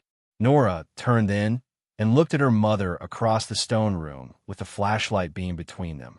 "We have to keep them safe now," she said. "Not a question. Not a statement of the obvious. A decision." "Yes," Clara said. "We do." And the iron door stood open behind them, and the cold room breathed its preserved air into the November night above. Patricia was already making notes. James Cole stood in the doorway of the vault with his hand resting against the stone arch his grandfather had cut, and his face held the expression of a man whose long wait has ended in exactly the way he always believed it would. Ruth stood beside Clara and did not say anything, which was its own kind of language. It was Nora who moved to the nearest shelf of coin trays and bent low to look at one of the double eagles without touching it, studying the profile of Liberty struck in the gold, the date beneath it, 1907. She straightened and looked at the crates along the south wall, counting them silently. She looked at the 4 locked cases along the north wall with the measuring attention of a child who has been trained to observe. "All of this was here the whole time," Nora said. "Under the house. All the years that people came and went and the house got old. It was here." "The whole time," Clara confirmed. "And nobody found it because nobody looked in the right place." "Nobody looked in the right place," Clara said. "Except you." Nora absorbed this without performance. She did not smile or declare victory. She just nodded once, slowly, and looked back at the coin trays. Somewhere on the road to Millhaven, a truck with clean paint moved through the darkness with its headlights on, belonging to a man who did not yet know that the thing he had been hunting for 11 years had finally been found. Gerald Voss was a methodical person. He tracked activity at the manor the way he tracked everything, through small signs, through observation, through the network of people in this small county who owed him favors or feared his lawyers. He would notice, soon enough, that Clara had started moving differently, that the lights in the study were on later than they had been, that Ruth Calloway was visiting more frequently and staying longer, that a station wagon with a Charlottesville plate had been parked in the lane twice in 1 week. He would start asking questions, and some of those questions would get answers. And what came after that would be a different kind of fight than the one Clara had faced so far. Not pressure and code assessments, but something harder and more direct. But that was coming. It had not yet arrived. And in this cold stone room beneath the house that had survived everything, surrounded by the 4 people in Millhaven who had chosen to stand with her, and beside her daughter, Clara Merritt stood with 93 years of sealed history open in front of her, and the iron door behind her. And she understood for the first time with her whole body, rather than just her mind, that the Crumbling Manor she had bought for $150 was not going to be the end of the story.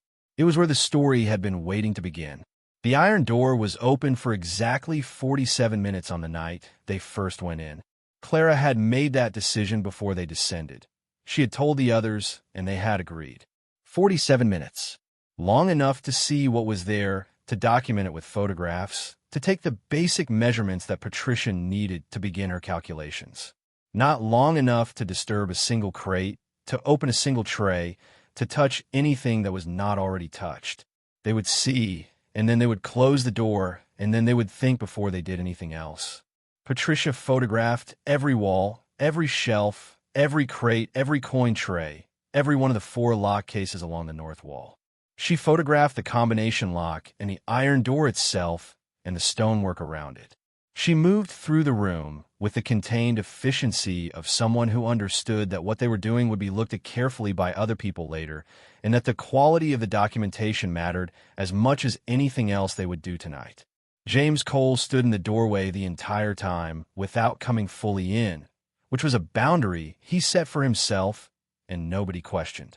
On the 47th minute, Clara pulled the iron door closed. She spun the combination dial through its full sequence to relock it. They came up the stairs in single file, and she lowered the floor section back into place, hearing the counterweight settle and the mechanism re-engage with the same clean double click it had made when the fireplace plate was first pressed. She replaced the baseboard panel. She looked at the floor. Nothing visible. Nothing different. The study looked exactly as it had for 93 years. "What do we do now?" Nora asked from the doorway. Clara had been thinking about this since the moment Patricia said $440 million. She had been thinking about it the way she thought about accounts that had grown complex enough to require outside help, with the clear, practical acknowledgement that the limits of her own competence were visible and the right move was to find someone whose competence extended beyond them. "We need an attorney," Clara said. "Tomorrow." The attorney question was harder than it sounded, because attorneys cost money Clara did not have, and attorneys for matters of this scale, historic property, found assets, disputed ownership, were specialists whose fees did not bend for desperate women in crumbling houses. She said as much to Ruth over coffee at 7 the next morning, Nora already on the school bus, the house holding the particular quiet of after. Ruth set her cup down. "There's a woman in Staunton named Margaret Crane. She practiced estate law for 30 years. She retired 3 years ago and now grows tomatoes and reads novels and argues with the county planning board when they do something she considers foolish." Ruth paused. "She will look at what you have, and she will tell you exactly what your legal position is. She will charge you nothing for the first conversation because she is the kind of woman who believes that people should know where they stand before they decide what to do." "How do you know her?" "She handled my mother's estate," Ruth said. "She also handled Edith's. Your great-aunt's affairs were more complex than they appeared on the surface. Margaret knows this property. She knows the deed history." A pause, and she has been waiting for someone to ask her about the Ashford estate for 30 years. Margaret Crane arrived the following afternoon in a gray sedan that was more sensible than old and parked it with the precision of a woman who had parallel parked in difficult spots for 40 years and refused to find it difficult anymore. She was 72, small and straight-backed, with white hair braided and pinned close to her head and the eyes of someone who read documents for pleasure and meant it. She looked at the house from the driveway for a moment with an expression Clara could not read, and then she came up the porch steps without testing them, because she had been here before and knew which ones held. In the study, Clara showed her everything.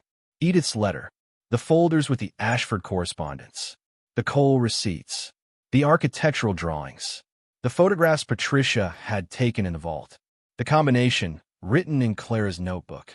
Margaret Crane read all of it standing up, which appeared to be her natural posture for reading important things. When she was finished, she took her reading glasses off and held them and looked at the east wall for a moment. "Virginia property law," she said, "is clear on the question of found assets on private land. Gold, currency, bullion, and most instruments discovered on private property belong to the property owner unless there is a specific competing claim with legal standing." She paused. Edmund Ashford placed these assets on property that was subsequently inherited through a continuous family line. The deed that transferred this property to Edith Crane, and from Edith's estate through the tax transfer to you, carries with it all rights to improvements, fixtures, and contents on and under the property. She met Clara's eyes. "The vault and its contents are yours. That is my read on the matter, and I have been reading Virginia estate law for a long time." "Voss will contest it," Clara said. "He will try," Margaret said. "He has no legal basis that would survive a competent challenge." What he has is money and persistence, and those are two things that should not be underestimated. She put her glasses back on. The first thing we do is establish a formal record of the discovery before anyone outside this room knows it happened. I will draft an affidavit documenting the find with today's date, signed by everyone present at the initial opening. I will file it with the county clerk in the morning, which creates a time-stamped public record that predates any claim Voss might attempt. She looked around at Patricia and Ruth and James. I will also need each of you to sign statements confirming your presence and what you witnessed. James Cole said, without any particular emphasis, "It'll be the most useful piece of paper my family ever put its name to." That night, after Margaret had gone and Nora was asleep and the house had settled into its late evening sounds, Clara sat in the study with Edith's letter in her lap and thought about the chain of it. Edmund Ashford sealing a room in 1930. Bertram Cole building it and forgetting the combination as instructed. Edmund dying before he could tell anyone. Edith coming down that winter afternoon 31 years ago, coming up white-faced and certain, spending the next 3 decades keeping the house standing and waiting. Writing a letter, trusting that the right person would read it. She thought about the courthouse steps. The rain. $43. The chain had required every single one of those things to work. If she had not lost her job, if Janet had had a spare room, if she had not been standing on the steps with the manila envelope at the exact moment Walter Finch called with an inherited property in Virginia. The chain had required her to have nothing left, because nothing left was the only condition under which she would have gone to a crumbling house in a town she had never visited for a deed that most people would have turned down. Edith had understood that. She had waited not for someone wealthy or connected or professionally equipped to handle what she had found. She had waited for someone with no other option, which was the only kind of person who would come to a crumbling house and stay. Clara folded the letter and put it back in her pocket where it had lived since the day Walter Finch handed her the envelope, and she went to bed in the study on the floor that held the vault beneath it, and she slept better than she had since the eviction. Gerald Voss found out on the 8th day. Clara did not know how exactly, which was its own kind of information. It meant he had a source she had not anticipated, someone close enough to notice something she had not thought to conceal. Her best guess was the hardware store, where she had gone the morning after the discovery to buy 2 heavy padlocks for the study door and a motion sensor light for the outside of the east wall. It was possible that Dale, despite his stated policy about not discussing customers, had mentioned it to someone, and that someone had mentioned it to Voss. It was also possible that one of the several people now driving past the lane each day, she had begun to notice a pattern of slow traffic, had simply observed the change in the way she moved, the purpose that had replaced the careful exhaustion of the first 3 weeks. He came on a Tuesday afternoon with a woman in a charcoal blazer and a leather portfolio who introduced herself as Voss's legal representative, Susan Adler, and presented Clara with a document that was 12 pages long and written in the dense, specific language of people who had been paid to make simple things complicated. The substance of it was a claim filed with the county circuit court asserting that the property transfer from Edith Crane's estate to Clara was procedurally defective, that the tax auction process had not been properly advertised under County Statute 47. 2b, rendering the transfer void, and that the property should be returned to the auction pool. Clara read the first page while Voss watched her face from the bottom of the porch steps. "You've known about this defect for 8 days, she said. Voss's expression did not change. "My attorneys have been reviewing the transfer documentation since you arrived." "You've known since before I arrived," Clara said. "You had the documentation reviewed before the auction window closed, and you let it close anyway, because you were planning to use this if you needed it, and you only need it now because something has changed." She looked at him over the document. "What do you think has changed?" He said nothing, which was an answer. "You'll receive a response from my attorney," Clara said. She went inside and closed the door. She called Margaret Crane from the kitchen. Margaret listened to the description of the claim and was quiet for a moment. "The advertising defect argument," she said. "I've seen it used twice in 30 years. Both times it failed because Virginia courts have held that constructive notice through county posting satisfies the statutory requirement, and there is county posting on record for this auction. It's a delay tactic, not a winning argument. A pause. But delay is what he needs. If he can tie this up in circuit court for 3 to 6 months, he complicates the appraisal process, creates legal ambiguity around the asset ownership question, and puts pressure on your financial position, which he knows is thin. Another pause. I'll file a motion to dismiss on Monday. In the meantime, do not speak to him or his representatives without me present. Ruth came over that evening. She sat at the kitchen table and looked at the 12-page claim and said, with the dry economy of someone who had seen this particular move before, he's afraid. He's filing in circuit court, Clara said. Because he's afraid, Ruth repeated. Men like Gerald Voss file lawsuits when they've run out of other leverage. He offered twice. He threatened. He sent inspectors. He filed this. That a man working through his list. She put the document down. He doesn't know what's down there. He knows something is down there. And he knows you know what it is, and that changes the negotiation entirely because you're not selling something you found. You're keeping something you understand. Clara thought about that distinction. Selling something you found versus keeping something you understand. There was a difference, and Ruth had put her finger on exactly what it was. The formal appraisal began the following week. Margaret had advised moving as quickly as the legal situation allowed, which was immediately. The circuit court claim was a dispute over the property deed, not the asset contents, and the assets could be documented and valued independently of the deed dispute. Patricia coordinated with 2 colleagues from Charlottesville, an independent certified appraiser of historic metals named Charles Reeve, who had done work for the Smithsonian's Conservation Department, and a document historian named Louise Park, who specialized in early 20th century financial instruments. They arrived on a Wednesday with equipment that transformed the study temporarily into a staging area. Portable lighting rigs, a humidity monitor, white cotton gloves in multiple sizes, and a set of scales accurate to 1/10 of a gram. Nora watched the setup from the doorway before school with the focused attention she brought to everything that interested her and the patience to not interfere with it. She had questions. She saved them for the car ride. "What's the scale for?" she asked as Clara drove her to school. "Gold is weighed very precisely," Clara said. "A small error in measurement gets multiplied a lot of times across a large quantity." "Like rounding in spreadsheets," Nora said. "Exactly like that," Clara said. "And the humidity monitor? Old paper and old metal can be damaged by moisture. They need to know the conditions before they handle anything."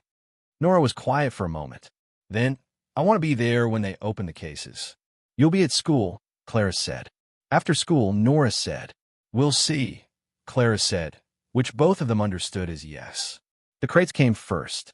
Charles Reeve and his assistant worked through the morning in the vault, lifting each crate onto a portable platform scale and recording the gross weight, then opening the crate with the careful deliberateness of men who respected what they were handling and understood the value of not rushing.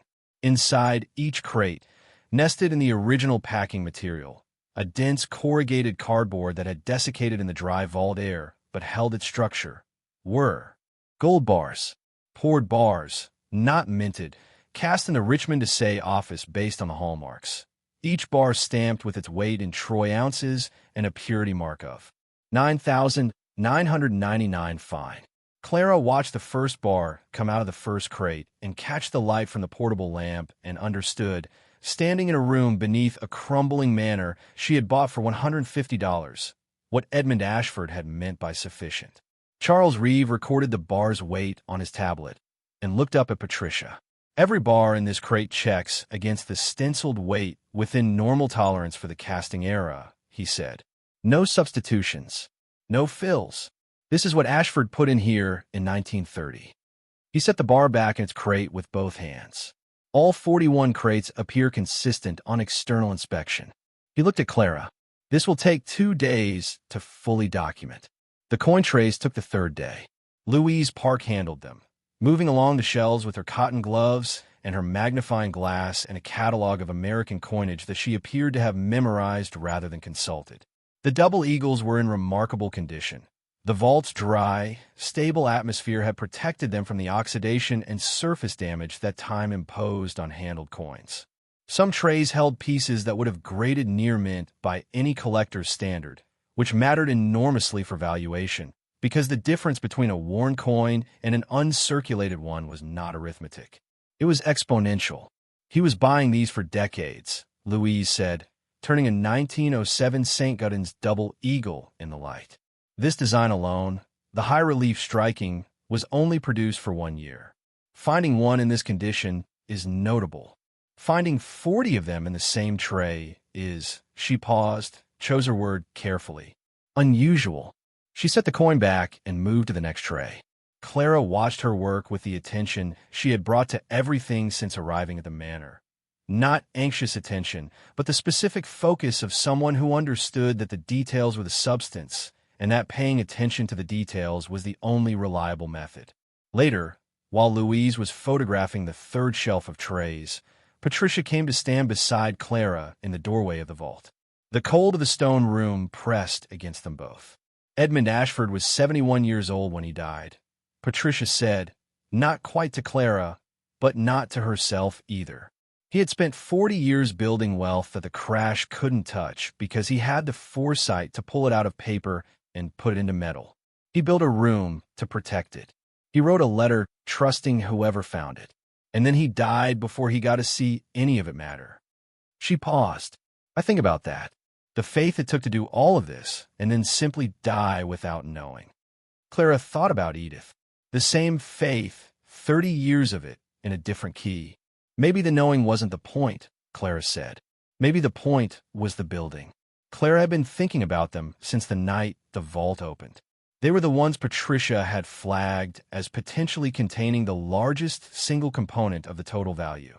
The bearer instruments. The financial paper that Edmund Ashford had converted his remaining liquid assets into before the October 1929 crash.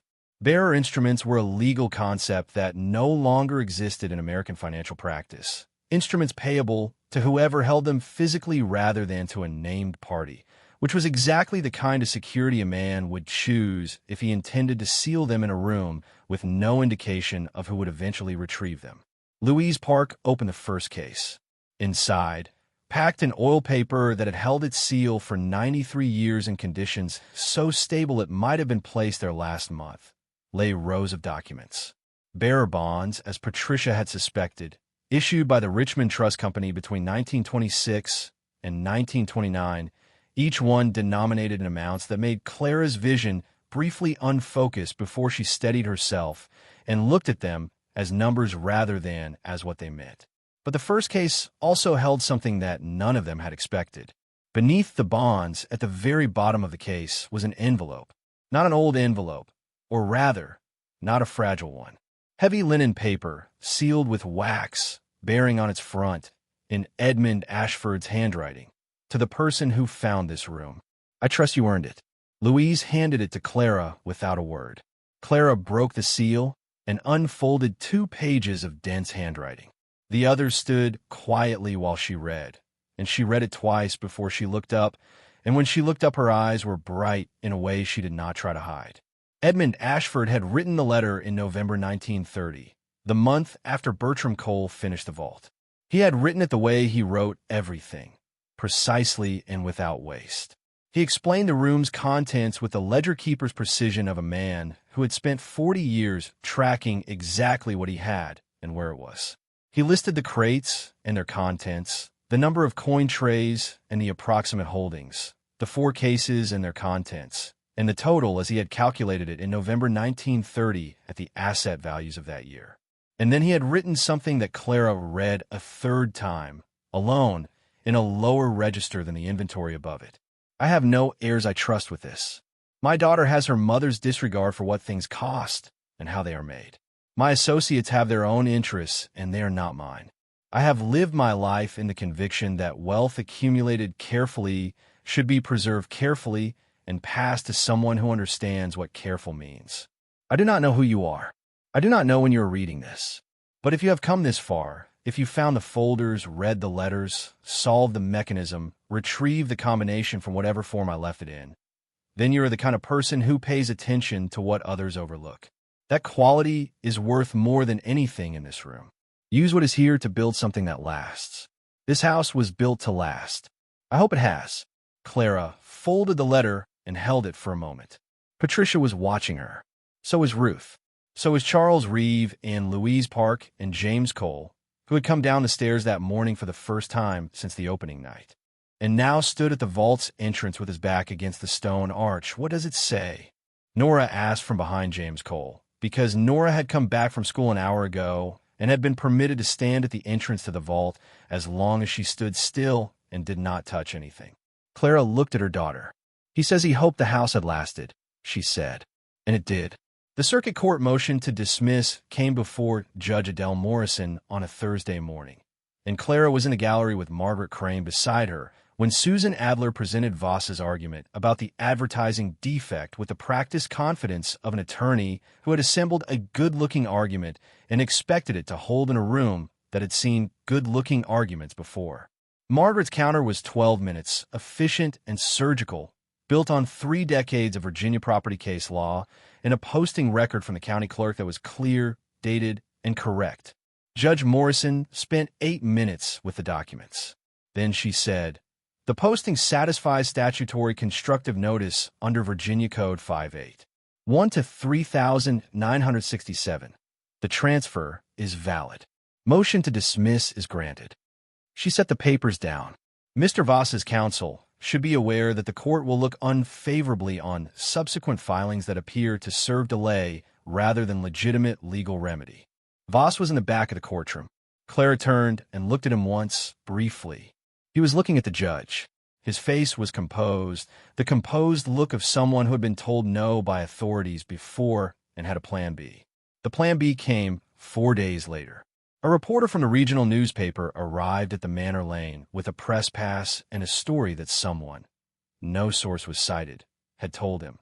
That a woman from Chicago had arrived in Millhaven claiming to have discovered a massive gold vault beneath an inherited manor, and that there were questions about whether the assets legally belonged to her or to the county, which would receive them under escheat law if no qualified heir could be established. The escheat angle was Voss's legal invention. An argument that Clara's inherited claim was insufficiently direct to establish qualified heirship under the specific statute, and it had no more merit than the advertising defect argument. But it was the kind of argument that sounded plausible in a newspaper headline, and Voss had calculated correctly that a story in the regional press would create pressure, generate uncertainty, and potentially complicate the appraisal process by making the vault's existence public before Clara had established a firm legal record around it. Margaret filed a counterstatement with the newspaper within 2 hours. Patricia issued a formal statement from her professional capacity confirming the discovery had been properly documented and the property ownership was not in dispute. But the story ran anyway, with Margaret's statement included but abbreviated to the last 2 paragraphs. And by the following morning, Clara's phone had 17 missed calls from numbers she did not recognize. Ruth arrived at the manor at 7 in the morning with Dale from the hardware store and Pastor Harris from the Methodist Church, and a woman named Frances Oglethorpe who was 81 years old and had been born in a house 2 miles from Ashford Manor, and whose grandmother had known Edith Crane's mother, and who arrived with a cast-iron skillet of cornbread and the expression of someone who had come to do something useful and intended to do it. "What do you need?" Ruth said, with the economy of a woman who understood that this was not a moment for long sentences. Clara thought about it. "I need people who knew Edith," she said. "People who can say on record that she maintained this property with legitimate intent for 30 years, and that her inheritance of it from the Ashford estate was known and undisputed in this community." "That's every person over 60 in Millhaven," Dale said. "Then we should get started," Clara said. What followed was 3 days of something that Clara had not anticipated and did not know how to name while it was happening. People came to the house. Not a parade, not an organized demonstration, just people showing up with practical things and staying to help.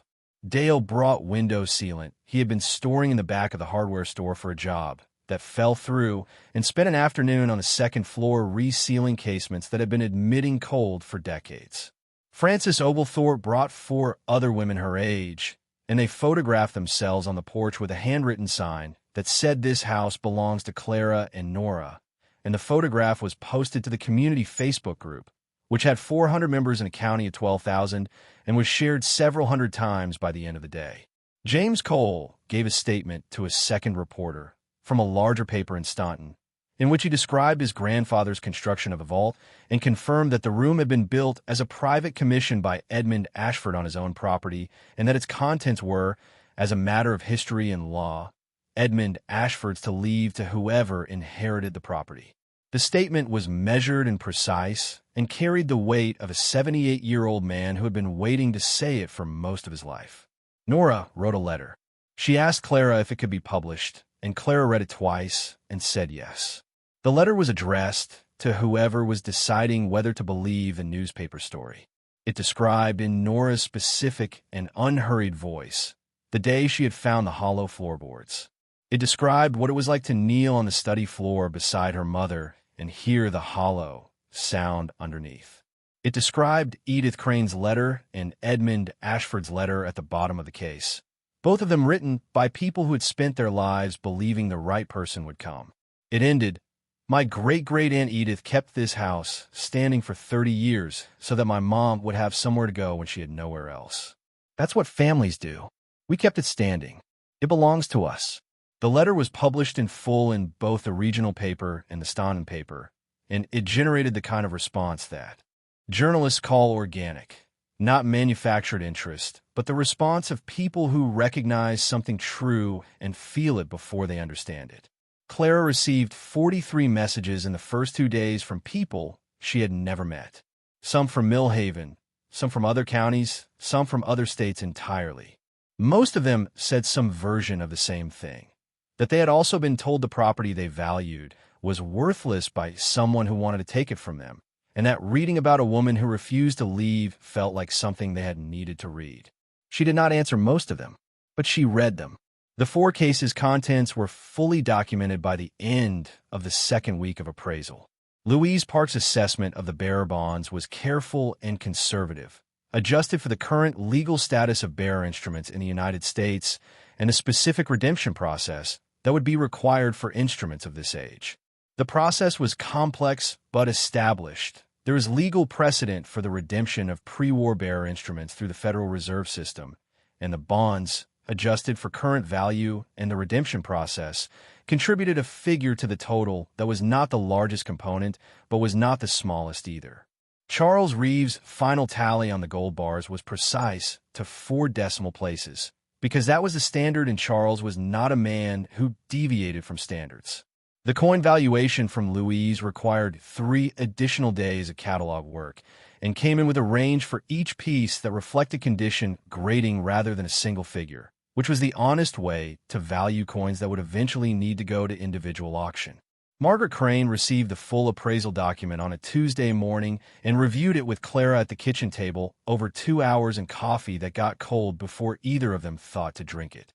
The total, after Patricia's methodology was applied to each category, adjusted downward to the conservative end of every range to reflect the redemption costs and auction fees and legal process that stood between the vault's contents and actual money in Clara's account, was $438 million. The conservative end. Clara sat with that figure for a while. Margaret sat with her, which was a thing Clara had noticed lawyers rarely did. Most of them delivered information and left. Margaret Crane stayed. "What happens now?" Clara asked. "A managed process," Margaret said. "The gold bars will be sold through an established bullion dealer under a formal agreement. The coins go to specialized auction, probably Christie's or a comparable house. The bearer bond redemption goes through the Federal Reserve process, which my colleague in Washington will manage. It will take 6 to 9 months from a standing start." She paused. "But you should know that the legal position is secure. The circuit court dismissal and the affidavit on record make the ownership question settled. Voss filed another motion last week, an escheat argument, and I expect it to be dismissed as quickly as the first one." "What does he actually have?" Clara asked. "Nothing with legal merit," Margaret said. "What he has is a family conviction going back 90 years that this property holds something that belongs to him by some logic that has never been supported by law. His grandfather couldn't find it. His father couldn't find it. He couldn't find it." She set down her coffee. "You found it in 19 days. Gerald Voss's second and third motions were dismissed within the month. The escheat argument failed on the basis that Clara's heirship was not in dispute. She was the documented inheritor of Edith Crane's estate, and Edith had been a documented inheritor of the Ashford family property line, and the chain of title was continuous and valid. The third motion, which attempted to argue that the vault constituted a separate legal structure distinct from the property, an architectural argument dressed in legal language that one judge described in his dismissal as inventive, failed in a single hearing. Voss's final visit to the manor came on a morning in late December, 6 weeks after the vault had been opened. He came alone this time. No attorney, no consultant, no planned approach. He parked at the bottom of the lane and walked up it in the cold. And when Clara opened the door, he looked different from the man who had stood at the bottom of the steps with his practiced smile and his numbers. He looked older. He looked like a man who had run through his list and found that the list was finished. "I'd like to see it," he said. "Just to see it. I'm not asking for anything." Clara looked at him for a moment. She thought about his grandfather walking these rooms in 1932, looking for something he never found.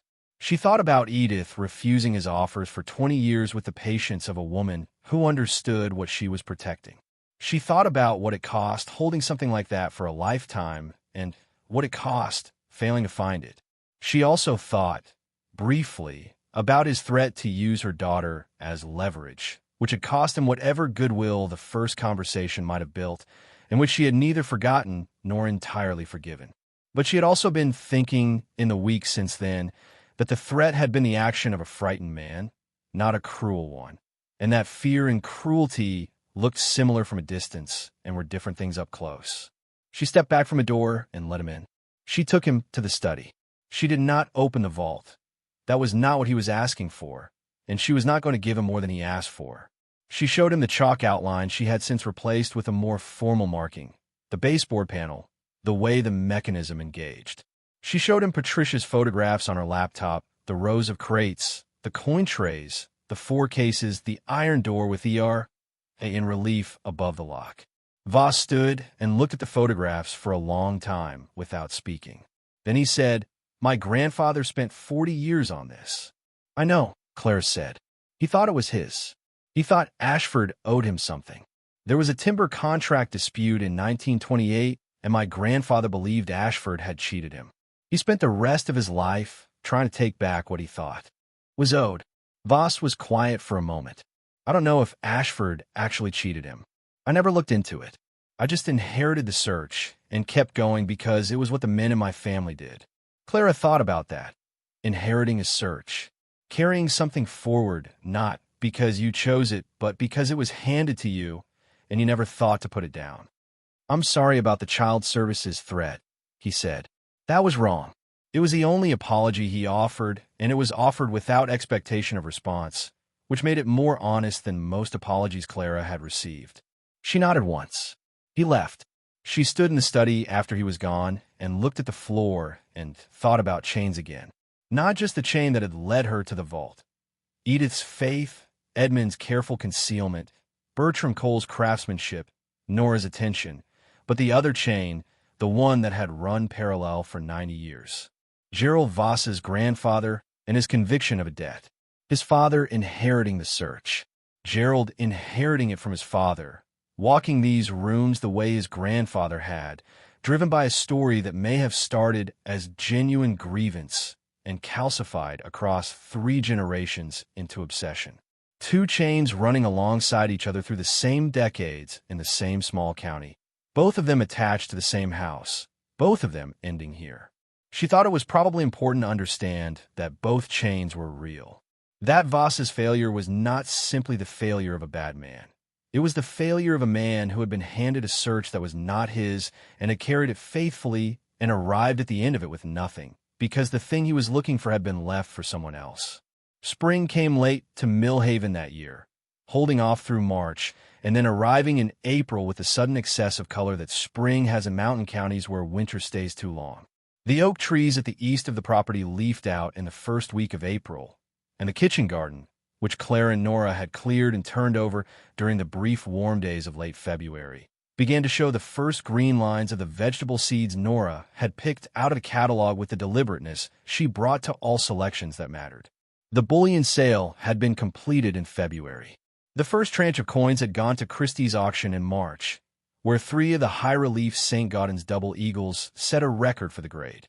The bearer bond redemption was proceeding through Margaret's Washington contact with the patience the Federal Reserve process required. The total in Clara's account, as of the first week of April, was just over $62 million, less than a fifth of the eventual total. More money than Clara had possessed in her entire life by a factor that she had stopped trying to calculate. She had paid off the property taxes. She had hired the roofing contractor from the county seat whose estimate she had stored in a folder marked "Eventually" since the week she arrived, and who had sent a crew in November to begin the East Wing repairs. She had paid Dale at the hardware store for every item she had bought on credit since October. She had driven to Charlottesville and bought Nora a new jacket with a working zipper and stood in the store while her daughter tried on 3 of them and chose the green one. And she had paid for it with a card that had money on it and walked out of the store carrying the bag and felt the specific clean weight of being able to do a small necessary thing without calculating what it cost her. She had also called her mother. That conversation was long and not entirely comfortable because the distance between them was not resolved by money and had never really been about money, but it was honest in a way their conversations had not been in years, and it ended with her mother saying she would come visit in the summer to see the house, and Clara saying yes, please, and meaning it. She had called Janet too. Janet had cried, which was not something Clara had anticipated. Not from sentiment about the money. Janet was not a person who cried about money, but from relief, the specific release of tension that comes when someone you love stops being in danger. Clara had not understood until that phone call how much Janet had been carrying the worry of Clara's situation in silence, refusing to say how frightened she had been because saying it would not have helped anything. The distance between sisters that Clara had attributed to Janet's comfortable life had been, at least in part, the distance of a person watching a disaster approach and being unable to stop it. That was worth understanding, even if it took an iron vault full of gold to get there. The manor itself was changing. The east wing roof was solid now. New flashing and new shingles over the old structure that the contractor said was sounder than he had expected once the compromised sections were addressed. The porch was level on both sides, its west sag corrected with new joists and new posts that Clara had helped position herself, because she wanted to understand the work, and because she had come to find physical engagement with the house more satisfying than she could have predicted 3 months ago. The wallpaper was gone from the entrance hall. Clara had taken it down herself one January morning when the temperature outside dropped below 20, and there was nothing else she could do that day. And the plaster beneath it was being repaired in sections by a local contractor who had been brought in for the more complex interior work. The study was exactly as it had been. Clara had decided, early in the process and without needing to think about it very long, that the study would not change. The bookshelves would stay. The fieldstone fireplace would stay, unsealed now, with a proper damper installed and the chimney cleaned so that it drew correctly and they could use it in the evenings. The wide plank oak floor would stay. The east windows with their wavery glass would stay. The baseboard panel that activated the mechanism would stay. The vault below would stay empty, properly lit now with a small permanent fixture Clara had installed herself. Accessible through the floor section, she had marked with a subtle brass ring set flush into the wood so that it was visible only if you knew where to look. She had not decided yet what to do with the empty room.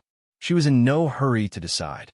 The room had waited 93 years, and it could wait a little longer while she thought about what it deserved. On a Thursday evening in early April, Clara and Nora sat on the restored front porch in the last light of the day that had been genuinely warm for the first time since October. The kind of day that arrives in Appalachian spring with the quality of a promise kept. Nora had a notebook in her lap and was writing something. She had been writing something for weeks, a record of the whole of it from the courthouse steps to the Christie's auction, in her own voice, for reasons she said were private, but Clara suspected were not entirely that. It had the shape of something intended to be shared eventually, written by a person who is not old enough yet to know that the best account of a thing is usually the one written while the memory is still recent and the feeling is still attached. Ruth had come by that afternoon with her first kitchen garden cuttings of the year and stayed for dinner and left an hour ago with the comfortable departure of someone who no longer needed an occasion to visit. Margaret Crane had called with an update on the redemption process. Patricia had emailed a draft of the article she was writing for a historic preservation journal about the vault's construction and the Cole family's role in it.